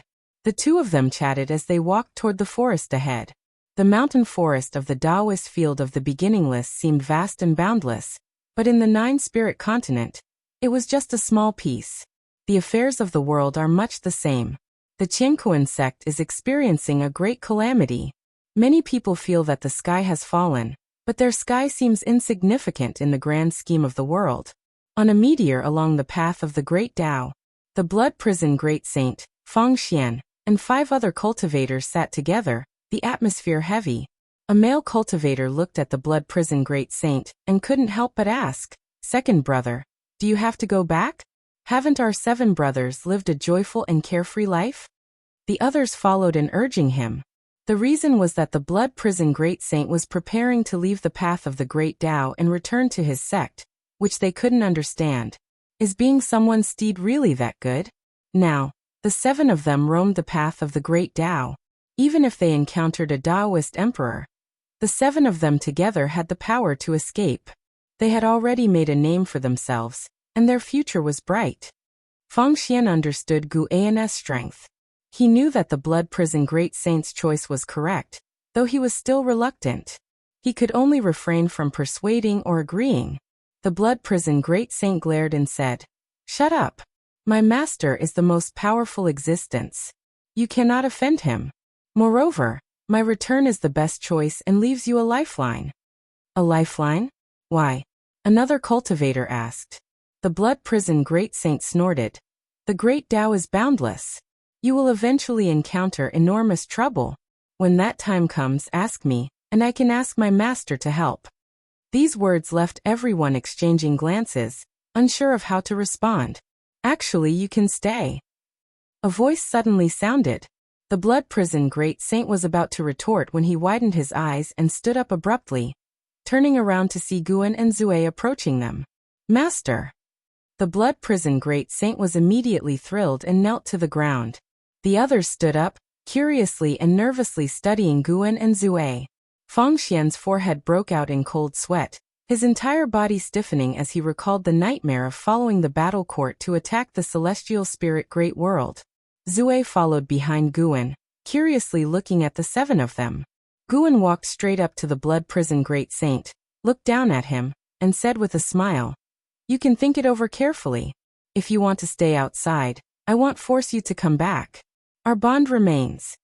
Although the blood prison great saint was said to be his steed, he was actually no different from a disciple, as Guan didn't need a steed in his daily life. Having spent so much time together, Guan had grown very fond of the blood prison great saint, and saw him as one of his own. "Impossible. I said I would be your steed for life. Unless you chase me away, I cannot leave you," the blood prison great saint said anxiously, his heart in chaos. "Has my master found a new steed during my absence? Is it Celestial Cyan, Tianbai, or another demoness? Damn it." Guan heard his thoughts and felt helpless. Why are they always demonesses? Curse him for thinking such things. Guan said exasperatedly, "All right then, stand up. You can come back with me later." The blood prison great saint beamed with joy and stood up immediately. Seeing him grinning foolishly in front of Guan, Feng Xian and the other 5 found it absurd. They had never seen the blood prison great saint so obsequious. Feng Xian was somewhat prepared, knowing Gu An's identity, but the other 5 were filled with curiosity, wanting to know about Gu An's origins. "Master, why are you here? Did you specifically come to pick me up? With your divine skills, a wave of your hand could transport me back," the blood prison great saint asked curiously. His words made his 5 sworn brothers secretly alarmed. Guan replied, "Indeed, I came to pick you up and to help you all with a problem." "A problem?" The blood prison great saint and the others were puzzled. Feng Xian cautiously asked, "Sword Senior, what problem do we have?" Guan looked at him, causing Feng Xian to lower his gaze in fear, feeling very uncomfortable. This surprised the other 5. The novel F.I.R. Net website on Google to access chapters of novels early and in the highest quality. Why is Big Brother so afraid of second brother's master? Guan answered, "You have been too bold in your actions and have offended a Taoist emperor. Behind him is the ascending to Yellow Heaven sect. This void has already been sealed. You have nowhere to escape. If you find any errors, ads pop up, ads redirect, broken links, non-standard content, etc., please let us know report so we can fix it as soon as possible." Chapter 720. Yellow Heaven Golden Rain Ascending to Yellow Heaven. Hearing this name, the blood prison great saint, Feng Xian, and the others' faces changed drastically. Having roamed the path of the great Tao for so many years, They naturally knew the fame of ascending to yellow heaven. It was an extremely ancient cosmic plane, mysterious and powerful. The blood prison great saint turned his head to look at the others, frowning and asking, "Who has a vendetta with ascending to yellow heaven?" Everyone looked at each other, and one yellow-robed Taoist carefully said, "I haven't offended ascending to yellow heaven, but I encountered a cultivator from ascending to yellow heaven before. He was very interested in the primordial Tao Emperor, so we had a conversation." The blood prison great saint widened his eyes and said angrily, "So you revealed us to him as well?" The yellow-robed Taoist responded aggrievedly, "Second brother, didn't you and eldest brother say that we should promote the primordial Tao Emperor more? The stronger the overall destiny of the primordial Tao Emperor, the more benefit we receive." The blood prison great saint was stuck, only looking at him angrily. Feng Xian was not nervous because Guan had come personally. Though ascending to yellow heaven was renowned, he could never forget the scene of Guan single-handedly suppressing the battle court, a memory that haunted him forever. "Master, will you help us teach ascending to yellow heaven a lesson?" The blood prison great saint turned to Guan, asking expectantly. If Guan could take action, it would greatly boost his reputation. He often boasted to his brothers about his master's strength, but seeing is believing, and he wanted to show his brothers their master's power. Most importantly, the master was taking action for him, proving that he had chosen the right person to follow. The others also looked at Guan, even though they didn't know how strong he was. However, over the long years, they often heard the blood prison great saint boast about the strength of the Lord of Wuxia, which piqued their curiosity. Moreover, Guan said that ascending to yellow heaven had already surrounded this void, yet he could sneak in unnoticed, which indicated his confidence in confronting ascending to yellow heaven. Guan did not answer the blood prison great saint, but instead introduced Zue to him. "Blood prison great saint, I've often heard my mentors mention you." Zue said obediently, which made the blood prison great saint warm to him immediately, responding with a hearty laugh. The blood prison great saint appeared casual, but his mind was filled with curiosity. Where did this boy come from? He must have an extraordinary background to be brought here by the master for exposure. Guan smiled and said, "You all sit down first, wait for ascending to yellow heaven to make the first move." He took out the fate pen, which he had now reforged. It was as long as a treasure sword, its bristles like 3,000 white threads, exuding immortal energy. Their gazes were drawn to the fate pen, and at first sight, they felt it to be an immortal treasure. "Since the master has spoken, everyone sit down and watch the show," said the blood prison great saint. Then beckoned to Zue, letting him sit by his side. He had many questions for Zue. Guan turned his back to them, spinning the fate pen with one hand. He could destroy ascending to yellow heaven now, but he wanted to use this opportunity to show others the power of the primordial Tao Emperor. In fact, he had a personal grudge with ascending to yellow heaven, or more accurately, a past life grudge. It was the Emperor of Absolute Thought from ascending to yellow heaven, who killed Long Xian. That was an existence even the silent destruction God Emperor couldn't contend with. To the current Guan, the Emperor of Absolute Thought was nothing. The strongest within ascending to yellow heaven reached only the heaven-opening Daoyuo immortal realm. And there were only 3 of them.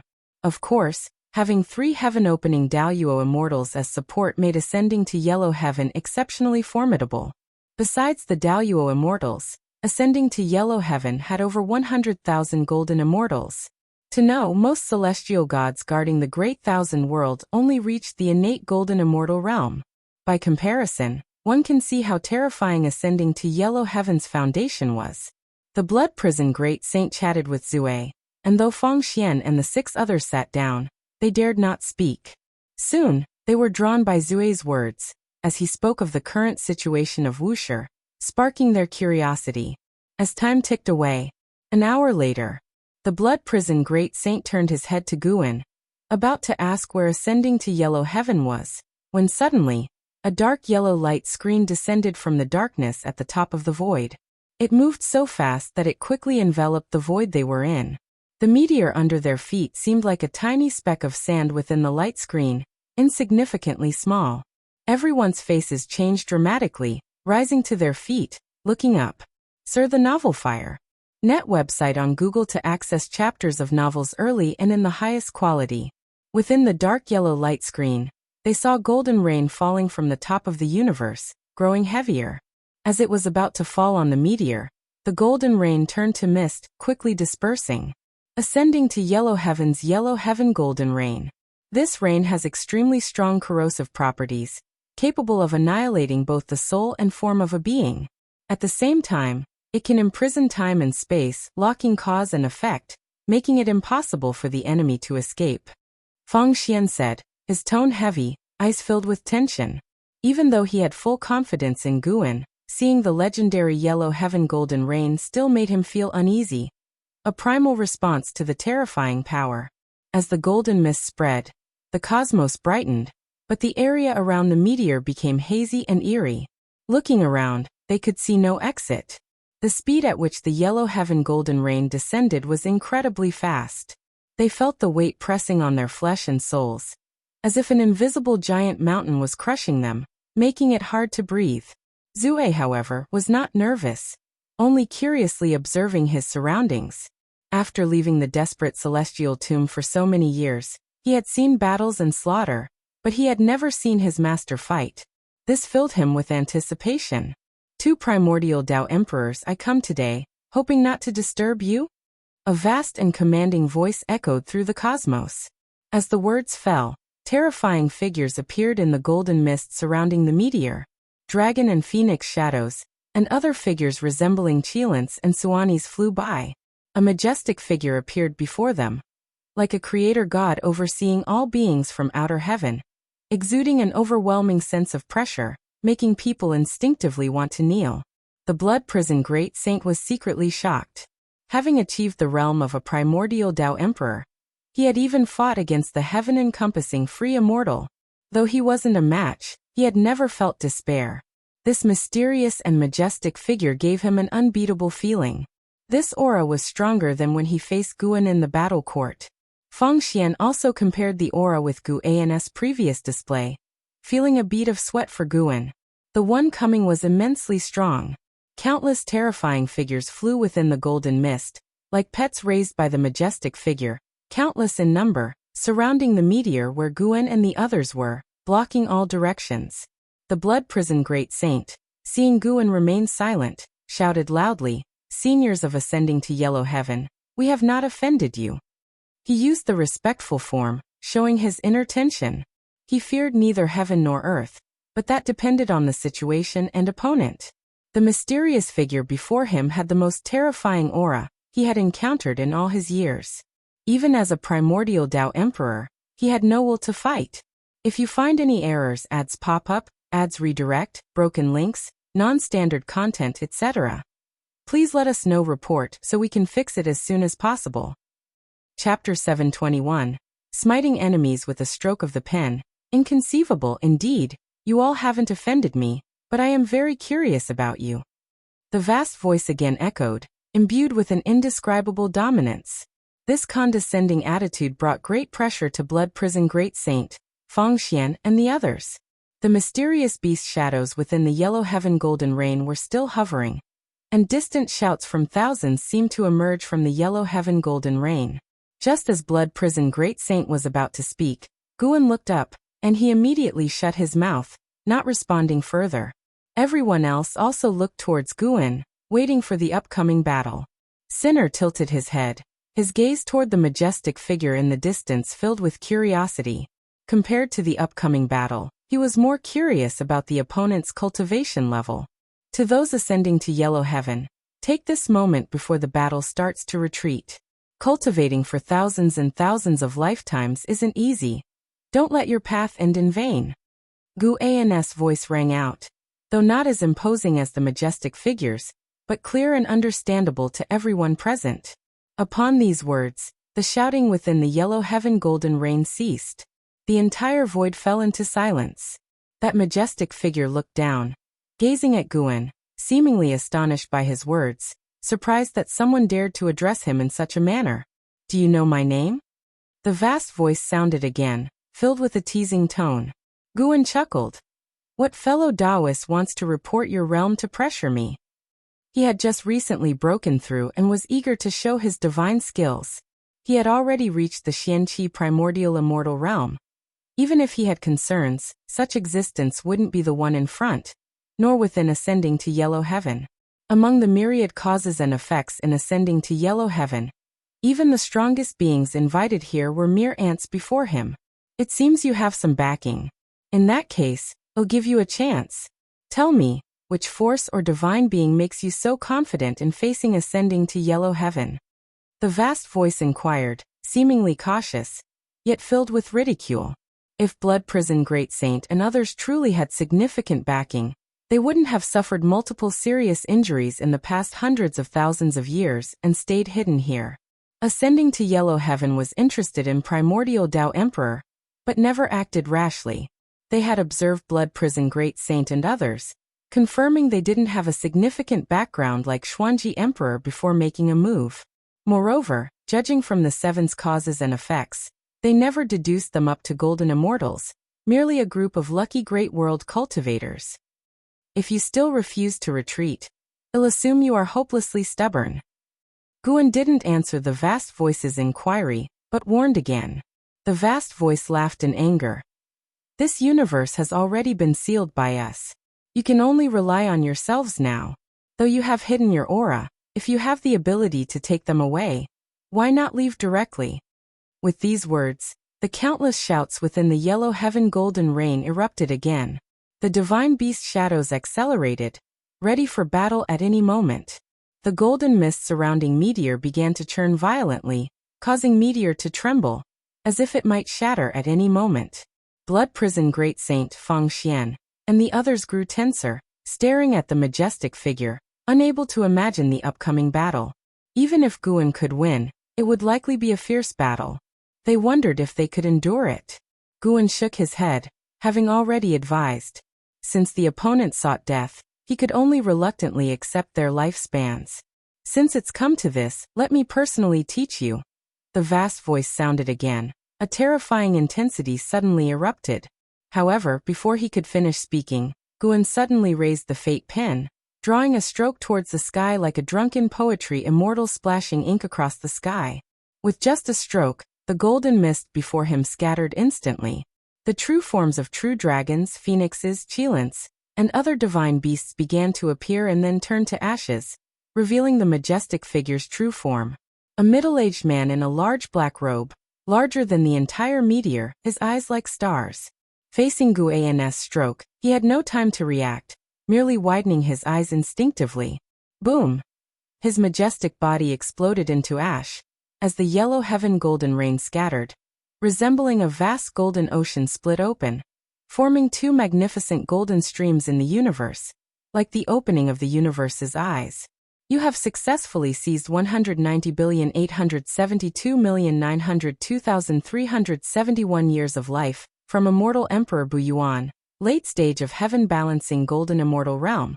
You have successfully seized 280,111,904 years of life from Bloodthirsty Profound Flood Dragon, mid-stage of heaven encompassing free immortal realm. You have successfully seized 170,892,417 years of life from Chen Tao, perfect innate golden immortal realm. You have successfully seized 31,823 years of life from Taiga Changlin, early stage of profound Yuan free immortal realm. Countless notifications frantically popped up before Guan's eyes. The majestic figure speaking to him was precisely Immortal Emperor Bu Yuan. The one who came wasn't the true form of Immortal Emperor Bu Yuan, but Guan's fate pen was a supreme treasure of cause and effect, erasing the true form hidden within ascending to yellow heaven along with him. Not only Immortal Emperor Bu Yuan, but also thousands of great cultivators from ascending to yellow heaven guarding beyond the universe were slaughtered by him. Being enemies, Guan certainly wouldn't be merciful. The yellow heaven golden rain quickly dissipated, and the trembling meteor began to regain peace. All fell silent. Blood Prison Great Saint, Fang Xian, and the others were left dumbstruck. Even having witnessed Guan's battles before, they were deeply shaken. Sinner's expression wasn't as exaggerated, but his eyes shone brightly, fists clenched, body trembling with excitement. Guan turned, looking at Blood Prison Great Saint, smiled. The trouble is resolved. Let's go. Sinner instantly flashed to his side. Blood Prison Great Saint snapped out of it, running over, carefully asking. Master, didn't you mention this universe being surrounded by ascending to yellow heaven? What about the enemies beyond the universe? The other snapped out of it too, nervously looking at Guan. Guan waved his sleeve, taking Blood Prison Great Saint and Sinner away, but his voice still lingered, reaching Feng Xian and the 6 others. No need to worry, they are all dead. Hearing this, Feng Xian and the 6 felt incredulous once more. A cultivator raised his hand instinctively, mimicking Guan's stroke, feeling as if in a dream. S.E. of the novel Fire. Any *T website on Google to access chapters of novels early and in the highest quality. Just one stroke. How high is Second Brother's master's cultivation? The yellow-robed Taoist couldn't help exclaiming. The others began to open up, expressing their excitement. Feng Xian recalled those nightmare-like experiences, his heart now filled with curiosity. What kind of existence is the supporting Tao sword venerable? Could he be an immortal god descending to the human world for leisure? Ascending to yellow heaven, colossal to the 3,000 great worlds, seemed insignificant before the legendary celestial court. Feng Xian took a deep breath, not joining the discussion with his brothers. He gazed into the distance, the 2 golden streams still lingering in the void, evidence of the previous events. He suddenly had a thought. Perhaps the Blood Prison Great Saint's choice was right. If they meet again, Blood Prison Great Saint's cultivation might very well surpass his. If you find any errors, ads pop up, ads redirect, broken links, non-standard content, etc., please let us know. Report so we can fix it as soon as possible. Chapter 722. Yellow Heaven. Emperor Ancestor Feng Xian took a deep breath, trying to clear his mind of distractions. He looked at the distant afterimages of 2 golden streams and said, All right, let's stop chatting and carefully sense the power of the primordial Tao Emperor. This is the opportunity left to us by that senior. Upon hearing this, the remaining 5 people fell silent and began to carefully perceive their surroundings. Immediately, they all became excited. Indeed, it is the destiny of the primordial Tao Emperor, so vast and overwhelming. Was that senior also a primordial Tao Emperor? Nonsense, have you forgotten? Second Brother was directed to the path of the great Tao by that senior. It's to make him walk the same path. Perhaps that senior purposely showcased the power of the primordial Tao Emperor to us, so we could gain stronger determination. That's certainly possible. One day, I will possess the same demeanor as that senior. The 5 cultivators did not say much more, and soon immersed themselves in a state of enlightenment. Meanwhile, the Blood Prison Great Saint had already returned to the Taoist field of the beginningless. Having ventured out for so many years, his return brought a sense of nostalgia for what was lost. The speed at which he returned from the path of the great Tao was incredibly fast. He felt as if he had only blinked, and he had been separated from his sworn brothers forever. Even though he had achieved the status of primordial Tao Emperor, and possessed might that swept across realms, he still couldn't fathom how his master could carry him and Zue across such a vast distance instantly. Master, what realm was that person in earlier? Zue followed beside Guan and asked curiously.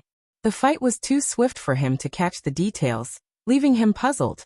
Heaven Balancing Golden Immortal Realm.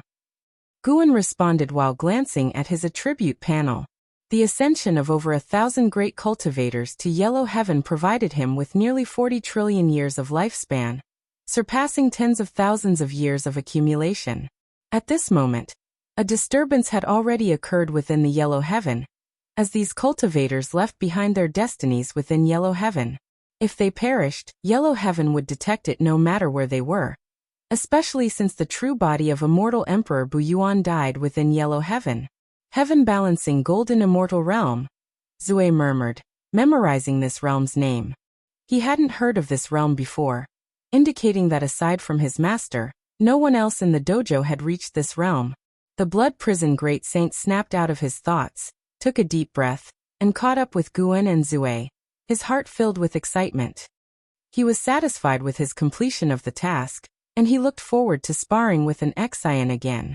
This time, he was determined to win. As Guan answered Zue's questions, he transmitted a message to the other Wushiji disciples, asking them to prepare to listen to the Blood Prison Great Saint's lecture. An Exian was just a step away from becoming a primordial Tao Emperor, and the others were still pursuing this path. The Blood Prison Great Saint's lecture could inspire them. In the vast world covered in yellow sand, towering peaks stood as if they were the pillars of the world. On one of the most magnificent giant mountains, a huge palace sat atop, bathed in majestic golden rain. Inside the palace, figures sat cross-legged on stone seats, surrounded by yellow sand, arranged in an orderly fashion. At a glance, it was hard to tell how many people were present, each with an extraordinary aura. Sitting at the forefront was an elder, 10,000 feet tall, clad in a loose Taoist robe. His right hand held a finger to his chest, his white hair flowing, and 3 bright suns floating behind his head, illuminating the grand hall. At this moment, the atmosphere in the hall was very tense, as the cultivators of the yellow heavens secretly transmitted their thoughts to each other. Immortal Emperor Buyuan is dead, cursed by a powerful force of cause and effect. Although his true body was within yellow heaven, his avatar took people to the path of the great Tao. I need someone to explain. The elder in the Taoist robe slowly spoke, his tone cold. Sir, the Novel Fire. Net website on Google to access chapters of novels early and in the highest quality. He was the master of Yellow Heaven, the Yellow Heaven Emperor ancestor. Once he spoke, someone immediately stood up and said, Ancestor Emperor, I sent my disciple to investigate the primordial Tao Emperor. I instructed him to act cautiously, but unexpectedly, he acted recklessly and offended a supreme being. If this matter brings trouble to Yellow Heaven, I am willing to take responsibility. As soon as he finished speaking, several others stood up, expressing their awareness of the matter. They all believed that the primordial Tao Emperor could change the layout of the great Tao, hence supporting Immortal Emperor Buyuan's investigation of the primordial Tao Emperor. The Yellow Heaven Emperor ancestor squinted his eyes and asked, Primordial Tao Emperor? How does he compare to the Taoist Emperor? As he spoke, he began to deduce the primordial Tao Emperor, and was surprised to find that the primordial Tao Emperor's destiny had already spread on the path of the great Tao, and even some great worlds harbored his destiny. Just sensing this destiny, he felt its potential rivaled that of the Taoist Emperor. Immortal Emperor Buyuan's master began to narrate his understanding of the primordial Tao Emperor, with others adding their insights. They mentioned many names, all of whom were pursuing the primordial Tao Emperor, with the most notable being the Xuanji Emperor. The reputation of the Xuanji Emperor's prodigy was renowned on the path of the great Tao. He switched allegiance from the Taoist Emperor to the primordial Tao Emperor, causing a significant impact. After a while, when the hall quieted down, the Yellow Heaven Emperor ancestor slowly said, Select 10,000 disciples to enter the path of the great Tao and pursue the path of the primordial Tao Emperor. Remember, it is to pursue no other tricks. As for the matter of Immortal Emperor Buyuan, set it aside for now. Yes, ancestor.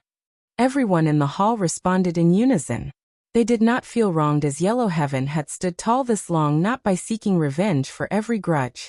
To be able to use cause and effect on the path of the great Tao to penetrate Yellow Heaven's destiny, and slay Immortal Emperor Buyuan.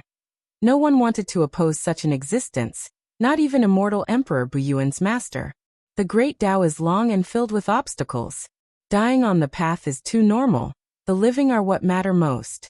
In the autumn season, Guan was watering flowers in the Taoist field of the beginningless. Besides picking medicinal herbs, he occasionally did other chores. No one expected him to pick medicinal herbs. At least all the disciples believed he simply liked rural life, possibly related to his experience before immortal cultivation. An Exian suddenly appeared beside Guan, her expression complex.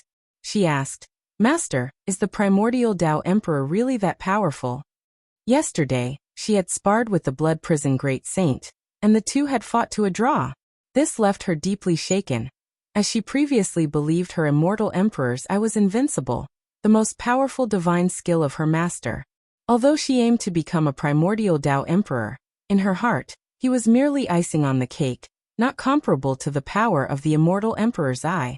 She pondered all night but couldn't figure it out. Little did she know, the blood prison great saint had locked himself away, also spending all night unable to understand why he couldn't defeat an Exian. The blood prison great saint decided never to venture out again, thinking that cultivating with his master was more promising. The primordial Tao Emperor is just a type of destiny power, varying from person to person. You don't need to antagonize it. It can make your immortal Emperor's eye stronger. You can become the primordial Tao Emperor, but the blood prison great saint cannot cultivate the immortal Emperor's eye. Guan casually replied. The immortal Emperor's eye was a secret inheritance.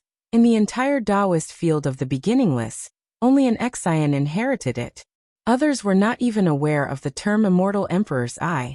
If you find any errors, ads pop up, ads redirect, broken links, non-standard content, etc., please let us know. Report so we can fix it as soon as possible. Chapter 723. The Fall of the Immortal Gods. After hearing her master's words, an Exian felt justified and immediately relaxed. Indeed, why should she fear the power of the primordial Tao Emperor? Why doubt the immortal Emperor's eye? As long as she becomes the primordial Tao Emperor, the blood prison great saint could never be her match. Master, aren't you teaching the other disciples to cultivate the immortal Emperor's eye? An Exian asked curiously. She wasn't afraid of other disciples knowing it, but she felt that if all Wuxia disciples could master such power, the future of Wuxia would be limitless. Guan replied, the immortal Emperor's eye brings immense trouble, and is not suitable for everyone to cultivate. He has many divine skills. There's no need for every disciple to master all his Taoist techniques. Moreover, the immortal Emperor's eye isn't something that can be easily cultivated. Back then, he passed it on to an Exian just to try it out. Unexpectedly, an Exian showed great comprehension in the immortal Emperor's eye. Seeing Guan had made up his mind, an Exian stopped dwelling on the issue. She asked several questions about the primordial Tao Emperor, and left satisfied after getting the answers. Guan continued to stroll in the medicine garden. Even if no one was watching him, he needed to maintain such habits. Since Wuxia Dojo became lively after Sin, and now with the return of the blood prison great saint, life could be described as chaotic. The third-generation disciples were all curious about the experiences of the blood prison great saint, and the blood prison great saint also wanted to share, eventually forming a bond with the third-generation disciples. Spring passed and autumn came. 500 years flew by quickly. On this day, in a Qiankuan sect tavern, Guan and the unbeaten emperor ancestor were drinking together. He planned to let the unbeaten emperor ancestor take back the 20 unbeaten emperor clan prodigies. He had called them earlier to help Qiankuan sect establish its foothold. Now Qiankuan sect was nearing its end, and no longer needed them. The unbeaten emperor ancestor asked, Master, why not let them stay and establish a sect? If you need them in the future, you can command them anytime. Guan laughed and asked, haven't your unbeaten emperor clan been facing troubles recently? Don't you need their power? The unbeaten emperor ancestor was secretly alarmed. Guan could see the situation in the primordial emperor domain even though he stayed in the celestial spirit great world. Master, you jest. If the unbeaten emperor clan needs these juniors' power to overcome difficulties, we wouldn't be worthy of the emperor clan title. The unbeaten emperor ancestor shook his head and laughed. Guan understood the unbeaten emperor ancestor's thoughts. This arrangement was to strengthen their relationship and to leave seeds behind. The unbeaten emperor clan had left their bloodlines in all 3,000 great worlds as a precaution. Guan thought for a while and said, fine, let them stay in the celestial spirit great world. They can develop their own sect, even compete for dominance, but if they commit evil and threaten the great world itself, I won't allow them to act recklessly. The unbeaten emperor ancestor was overjoyed upon hearing this, and immediately raised his cup to thank Guan. Guan turned his head to look at the street outside. The bustling Qiankuan sect disciples walked hurriedly, keeping their distance from each other. The whole street lost its usual liveliness, filled with a tense atmosphere. The unbeaten emperor ancestor also turned his head to look, sighing. Prosperity and decline are also part of reincarnation. Our emperor clan has experienced it too, even faced near extinction several times. Guan chuckled softly. Indeed, it's all reincarnation. When you come next time, You want see the current scenery? The unbeaten emperor ancestor thought deeply about Guan's words, feeling there was more to it. Then Guan continued drinking with him, exchanging 3,000 great worlds' intelligence. About the competition for the Son of Heaven, Guan had already informed the unbeaten emperor ancestor. The unbeaten emperor ancestor had been paying attention over the years. The primordial emperor domain does not belong to the 3,000 great worlds. Often immortal gods descend into the domain, and the unbeaten emperor ancestor learned through his connections that there was indeed a competition for the Son of Heaven. Who these two sons of heaven were could not be determined for now, but the unbeaten emperor clan knew which planes and sects were involved. Even if it was an intricate conspiracy, destined to be wiped out by Tsangtian, some still chose to enter the fray. Guan patiently listened, driven mainly by curiosity. When it involved the celestial court, he couldn't completely foresee the fate, but he could already see the chaos of the 3,000 great worlds in the future. That calamity would expose many hidden great powers, even causing the fall of immortal gods. When he saw the scene of immortal gods falling, it meant he had the qualification to observe the cause and effect of the celestial court. As his cultivation level grew stronger, the mysterious veil of the celestial court would gradually be lifted in his eyes. The two talked for a long time, until dusk, then the unbeaten emperor ancestor bid farewell. He had to instruct those 20 juniors first. Guan leisurely walked towards the street. Walking along, he encountered someone, none other than Li Ya's sister Li Xuanyu. Since discovering Guan near Qiankuan sect, Li Xuanyu had stayed in the Qiankuan sect, and was now considered part of its high echelon. Their meeting on the street was no coincidence.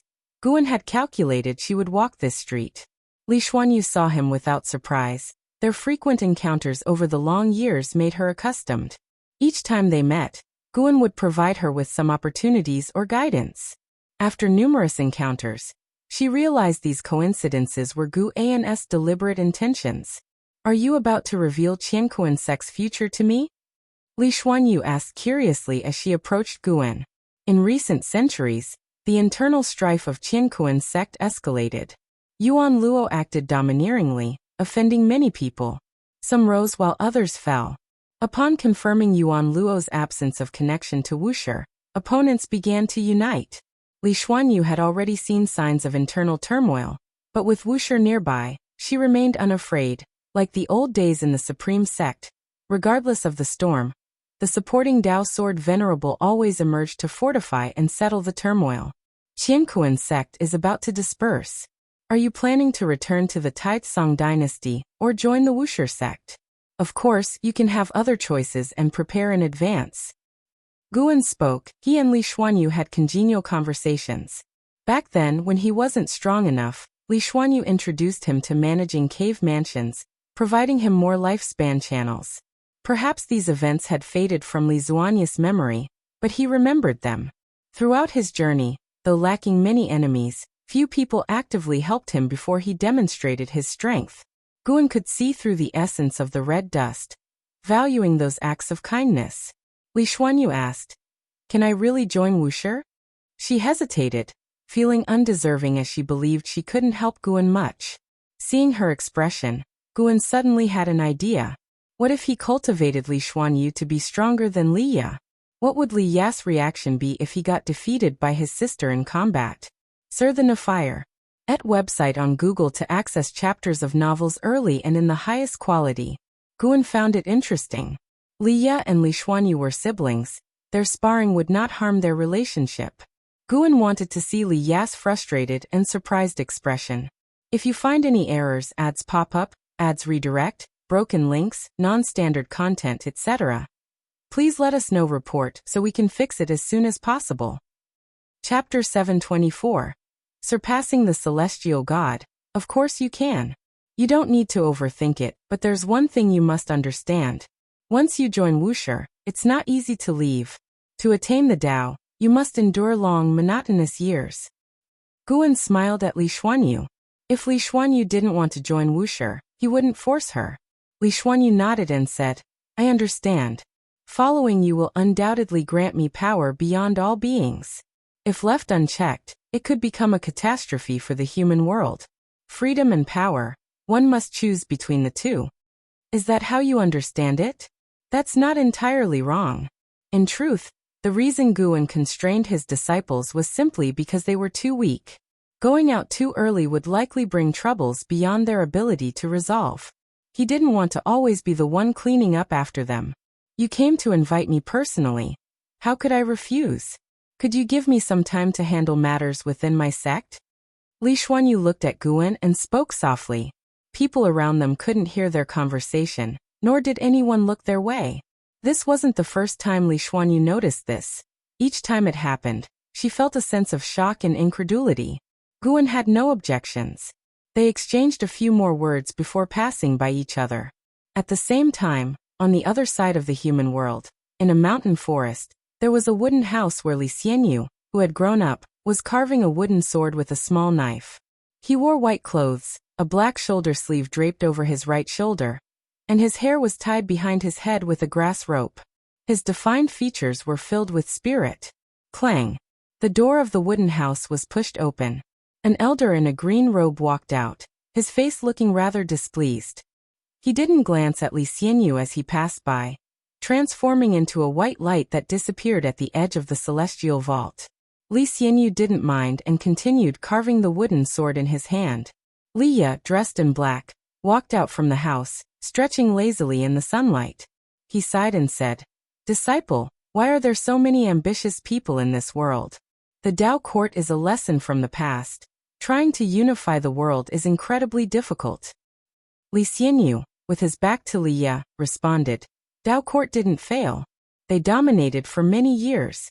It was they who chose to dissolve. The major sects in the world might just be renamed Tao court cultivators. Even with the fall of Tao court, there are still Xianting and the immortal court. They continue to enjoy the world's resources." Liya glared at Li Xianyu and grumbled, "Brat, do you expect me to lower myself to those sects and become their lackey? Of course not. If you must join an immortal cultivation sect, it should be Wuxia. You should follow Master Gu." Li Xianyu replied without turning his head. Ever since he witnessed Master Gu's prowess, he always wanted to join Wuxia. Unfortunately, Liya would not go. He understood his master's pride. Men, after all, tend to be proud. If Master Gu were a generation above him, it wouldn't be such a problem, but they were peers. Liya snorted. "Wuxia is undoubtedly an excellent place. Do you think I don't know that? You have no idea what's on your master's mind." "Indeed I don't. I only know that without me accompanying you, who knows when you might get seriously injured again." "Nonsense, last time was an accident." "Hee, let's say it was an accident. Without me carrying you, you would have already been reincarnated." Li Xianyu's words nearly drove Liya mad. This kid was becoming more and more disrespectful. Liya regretted acting impulsively back then. He hadn't figured out his opponent's background before making a move. He wasn't afraid, just that had lost face in front of his disciple, making him uncomfortable. "Stop carving that wooden sword. Come, I'll take you to the sword sect for a visit. Don't you want a divine sword? I'll fulfill your wish." Liya stood with his hands on his hips, looking quite pleased with himself.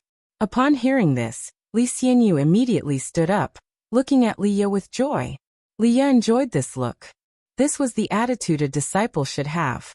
The sword sect's reputation now shakes the heavens. Chen Chuan of the sword sect is the #1 sword cultivator in the world. According to you, he counts as my senior brother. Can I ask him for some guidance?" Li Xianyu flashed to Li Ya's front and asked expectantly. Li Ya's eyes widened in anger. "Is his sword Tao better than mine? You brat, are you trying to betray me?" "Of course not. I just want to gather the strengths of all sects to create my own sword Tao," Li Xianyu said earnestly. In truth, he believed that Liya wasn't a match for Chen Chuan. Since Chen Chuan had stepped into the free immortal realm, he had never been defeated. In fact, since his rise to fame, he had never lost a battle, unlike his master, whom he had seen lose with his own eyes. Every time he thought of his master, bloodied and on the brink of death, he felt a heartache. Once, Liya was an invincible existence in his mind. Even Master Gu was not considered a match for him. His master's defeat shattered a belief in him. Of course, he wouldn't reveal these thoughts, afraid of hurting Li Ya's feelings. He still respected Li Ya, for Li Ya was the most chivalrous person he had ever seen. Li Ya had saved many suffering people like him, never seeking anything in return. Li Ya's last injury was also because he couldn't stand seeing the strong oppress the weak.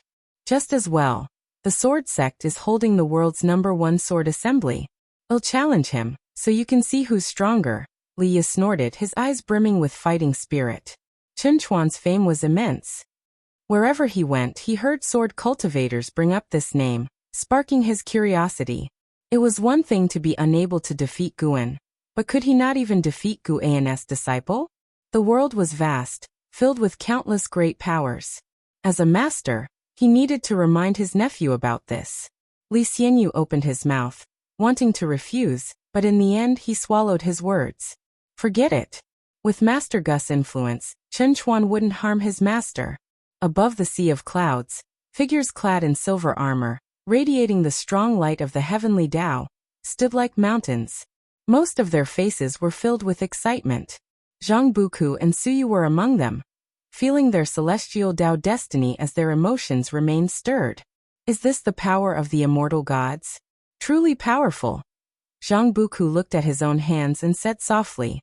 Suyu glanced at him and said, "This is just the beginning.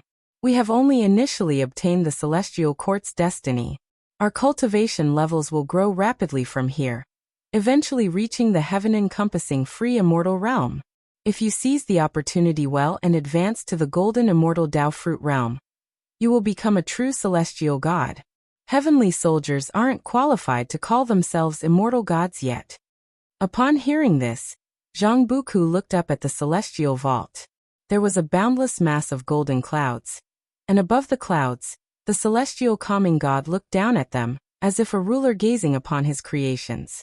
Looking at the celestial calming god, Zhang Buku recalled the humiliating defeat he experienced on the path of the great Tao. So-called celestial gods were nothing special. CTH Novelfire.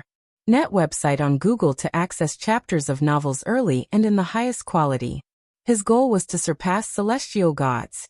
If you find any errors, ads pop up, ads redirect, broken links, non-standard content, etc., please let us know. Report so we can fix it as soon as possible. Chapter 725. The Battle of Wushi. Zhang Buku was still thinking about the future, and other heavenly soldiers were also yearning for it. They had endured the trials of reincarnation, and finally saw the light at the end of the tunnel.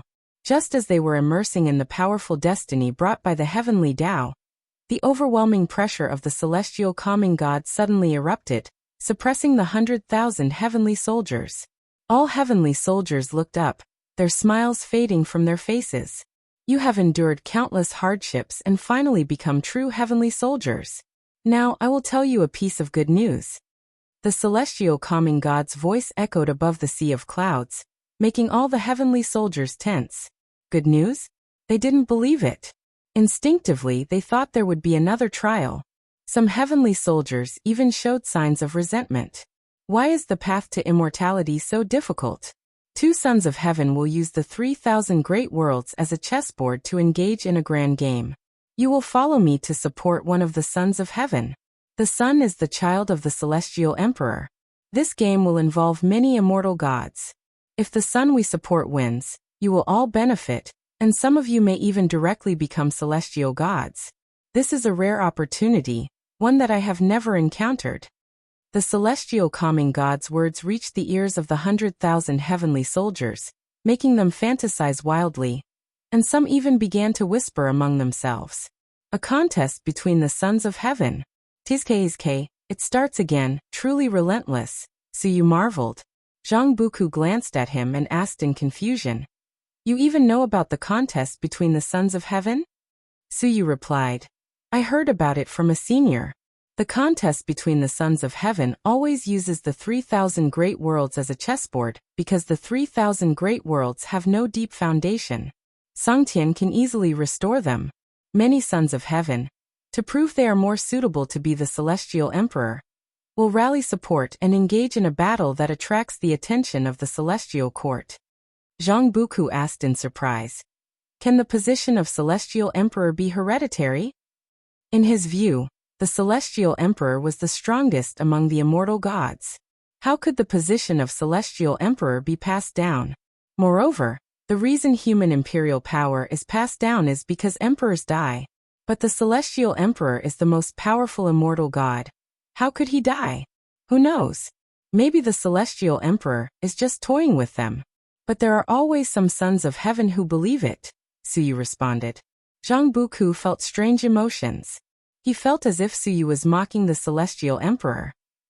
Standing on the colorful clouds, the celestial calming god gave Suyu a deep look, then scanned the 100,000 heavenly soldiers and said, "The 3,000 great worlds will be divided into two, led by celestial gods. Before the grand contest begins, the strength of both camps will be equal, overseen by high-ranking immortal gods. This is a rare fairness. You all have a 50% chance of winning. The rest depends on your efforts." His voice was like heavenly thunder, deafening. A heavenly soldier couldn't help but ask, "If we lose, what will happen to us?" Sarthanelfer. Net website on Google to access chapters of novels early and in the highest quality.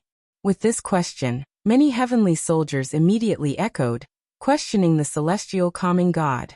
Having finally become heavenly soldiers, they had to face another trial. Who could bear it? "If we lose, I will be punished along with you. Don't worry, your celestial court destiny won't dissipate. You just need to make amends. With the destiny of the celestial court, you all are immortal and indestructible beings." The celestial calming god's answer calmed the heavenly soldiers' unease. Zhang Buku noticed that Suyu seemed to be mocking the celestial calming god. Could heavenly soldiers die too? Zhang Buku was deeply worried. He wasn't afraid for his own safety, but was concerned about the calamity that could cause even heavenly soldiers to fall. How terrifying would that be for all living beings in the great thousand worlds? He was still concerned about the celestial spirit great world, and those old acquaintances. "Before this grand contest begins, I will personally preach to you, so you can quickly improve your cultivation level.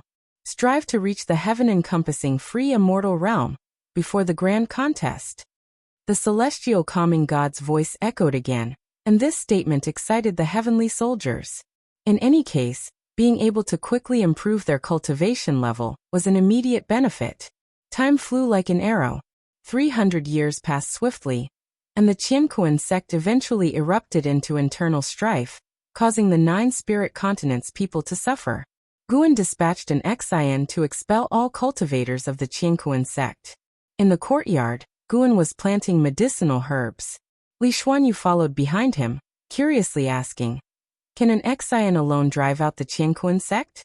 The current Qiankuan sect is not simple.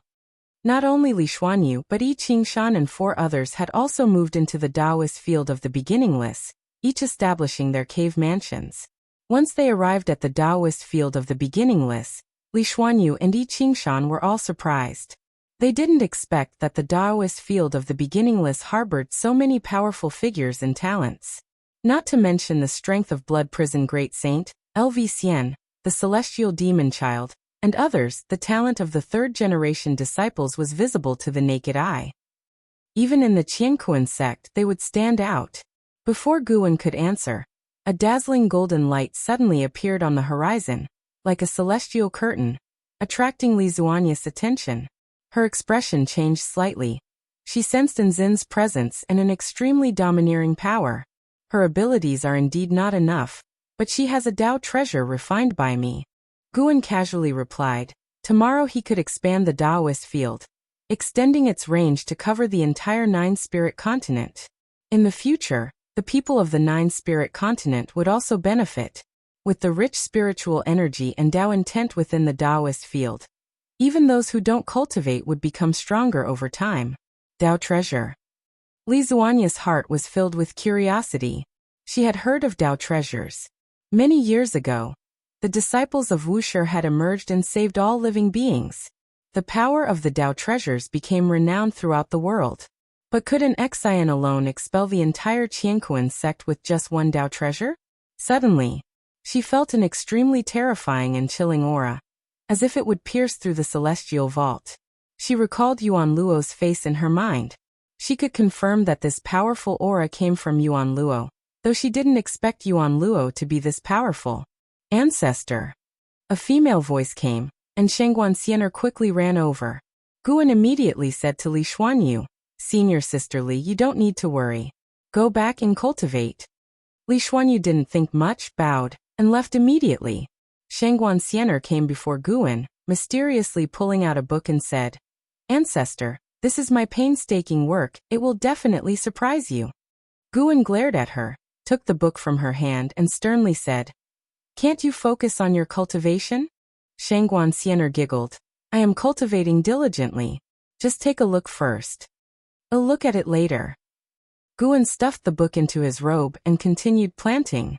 Shengguan Xianer's eyes rolled, and she sidled up to Guan saying, "Ancestor, if you are satisfied with it, could you teach me a divine skill? I also want to compete for the rankings of the third-generation disciples." Within Wuxia, there was always competition, from the second-generation disciples to the third. Every 1,000 years, a comparison was made, and currently Nzizai was still the strongest among the third-generation disciples, while Shengguan Xianer was ranked among the last three. Why the sudden desire to cultivate divine skills? Guan didn't immediately agree but asked instead. Shengguan Xianer pouted. "Aren't I listening to your advice to cultivate diligently?" Guan smiled and said, "You want to go out and establish a sect?" Shengguan Xianer hurriedly explained, "Ancestor, I'm not going out immediately, but in the future. I still want to serve you for thousands of years. If you find any errors, ads pop up, ads redirect, broken links, non-standard content, etc., please let us know report so we can fix it as soon as possible." Chapter 726.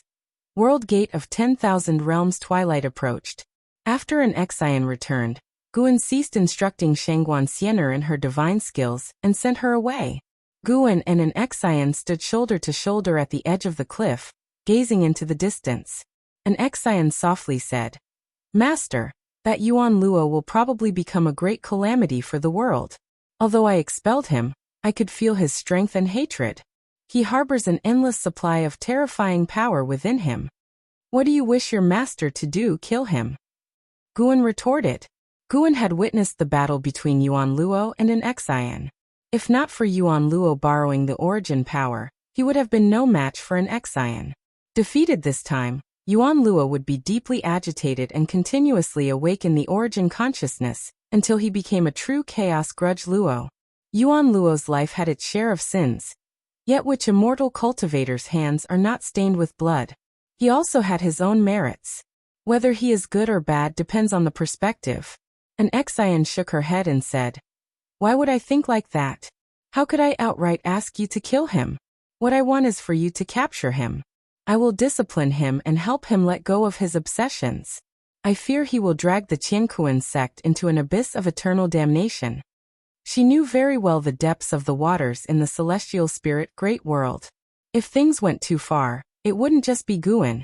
Even the celestial gods could intervene, and Yuan Luo wouldn't be able to contend with them. Yuan Luo sought to dominate the world with extreme methods, and had a fierce and combative style. He did not tolerate any betrayal, causing the Qiankuan sect disciples to be unable to leave the sect. If they tried to flee, they would be pursued and killed. Over time, an Xian felt the consequences would be dire. She had coexisted with the Qiankuan sect for millions of years, and had developed feelings for it. She didn't want the Qiankuan sect to meet a tragic end.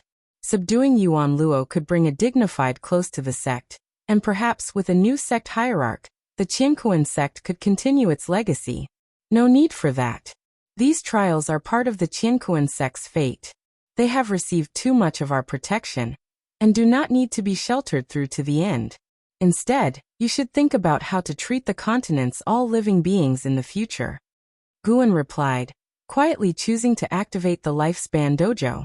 Please select the range of your dojo to be established. A prompt appeared, and Guan expanded his mind to cover the entire 9-spirit continent. 100 billion years of lifespan is required. Do you wish to continue? 100 billion years of lifespan. Previously, establishing the dojo required 5 billion years of lifespan. The 9-spirit continent's area was over 200 times larger than the current dojo. To Guan, this cost was worth it. Se the Oval Fire. Et website on Google to access chapters of novels early and in the highest quality. He chose to continue without hesitation. In an instant, nature's spiritual energy suddenly halted. An Exian noticed this and swallowed her prepared words, frowning as she looked around. This was the dojo. How could something unexpected happen? An Exian looked at Guan, who was smiling, and her anxiety completely eased. Master, what is going on? An Exian curiously asked. Guan smiled and said, I have expanded the dojo to cover the entire continent. In the future, your range of free movement will be even greater. An Exian pursued. Does this mean that all living beings on the continent will be able to enjoy the spiritual energy and Tao intent of the dojo? Guan had previously mentioned he would expand the dojo. At that time, she thought it was just an expansion of the range and didn't expect the Tao intent and dense spiritual energy to extend as well. Such immense merit. An Exian could already imagine the future prosperity of the nine-spirit continent. She even began to envision the glory of Wushi's expansion. The current Wusher had too few people. The spiritual energy of nature only halted for a few brief moments. Soon, the earth began to tremble, and vast spiritual energy gushed forth from deep underground, causing all living beings on the continent to feel tense. Even many great cultivators residing in seclusion in the mountains were alarmed and fled. The seas at the edge of the continent began to fog up, gradually shrouding the continent. The twilight became even more melancholic. Years flew by, and 200,000 years passed in the blink of an eye. The nine-spirit continent had now become a mysterious legend. Over the long years, some sects had tried to explore it, but were repelled by a mysterious force. Occasionally, some cultivators inadvertently intruded, but were soon escorted out. These experiences, however, became unforgettable for them and birthed numerous legends about the Wushishi continent, symbolizing hope and representing a paradise, even suggesting the meaning of an immortal land. Crossing the vast fog over the ocean and entering the nine-spirit continent, the magnificent landscape of mountains and rivers unfolded like a painting, with demon birds soaring in the sky. Everywhere one looked, cultivators could be seen flying. Majestic and bustling cities were scattered across the continent, each region forming its own world. Yet, the original area of the Taoist field of the beginningless remained a forbidden ground where other beings were not permitted to trespass. In the courtyard, Guan stood in front of the artifact refining cauldron, manipulating the Taiqing true fire. Shenzhen sat nearby, practicing her skills, while an Exian stood behind Guan, reporting the current situation. The number of living beings is increasing. At this rate, trouble will eventually arise. We can't simply expel some of them, as they are all related. An Exian spoke softly, frowning slightly. The human world must not be without a ruler. The emperor of the nine-spirit continent would offer tribute to the beginningless. Currently, the third-generation disciple in Zizai was responsible for liaising with imperial authority, and Zizai's cave mansion was established in the imperial city to serve as a warning to the imperial power. Thus, despite the passing of 200,000 years, the nine-spirit continent had not fallen into chaos. Guan replied, "No need to worry. In a few days, I will establish the World Gate, allowing them to freely travel and explore. Their life and death will be their own responsibility." The World Gate? Can it connect to the myriad worlds? An Exian asked curiously. Yes, it is a Tao treasure. I will use destiny as the screening criterion to prevent external beings from infiltrating through this gate. Guan's lips curved upward. The World Gate was his proudest creation in recent years. It could connect to the 3,000 great worlds, and even some special realms. It was also a formidable Tao treasure, almost impossible for even a Tao extreme Daoyuo immortal to destroy. Master, aren't you afraid of exposing the beginningless? An Exian asked with a smile. Since when has your master ever feared? Guan responded with a hard tone. Now he indeed had some confidence. Moreover, the beginningless had no intention or capability of overthrowing the celestial court. What was there to fear? The master and disciple chatted for a while, then an Exian went to summon the third-generation disciples to give a lecture. Having become the primordial Tao emperor, and as the second-generation disciple, She always kept a close watch on the cultivation progress of the third-generation disciples. She hoped that every disciple would possess great strength and not disgrace the wuxia or their master. After an Xian left, Shenzhen opened her eyes and looked at Guan. Although I have not yet reached the level of primordial Dao Emperor, I am seeing more and more of the scenes regarding that disaster. She was referring to the great contention for the Son of Heaven, which was no secret within the wuxia. Oh, what scenes have you seen this time? Guan casually asked. He could also see the cause and effect of the great contention for the Son of Heaven, with the figures of numerous immortal gods already appearing in his vision. Zhang Buku, Tian Hao, and Zhu Shi would all be involved, seizing the opportunity to rise during this catastrophe. If you find any errors, ads pop up, ads redirect, broken links, non-standard content, etc., please let us know. Report so we can fix it as soon as possible.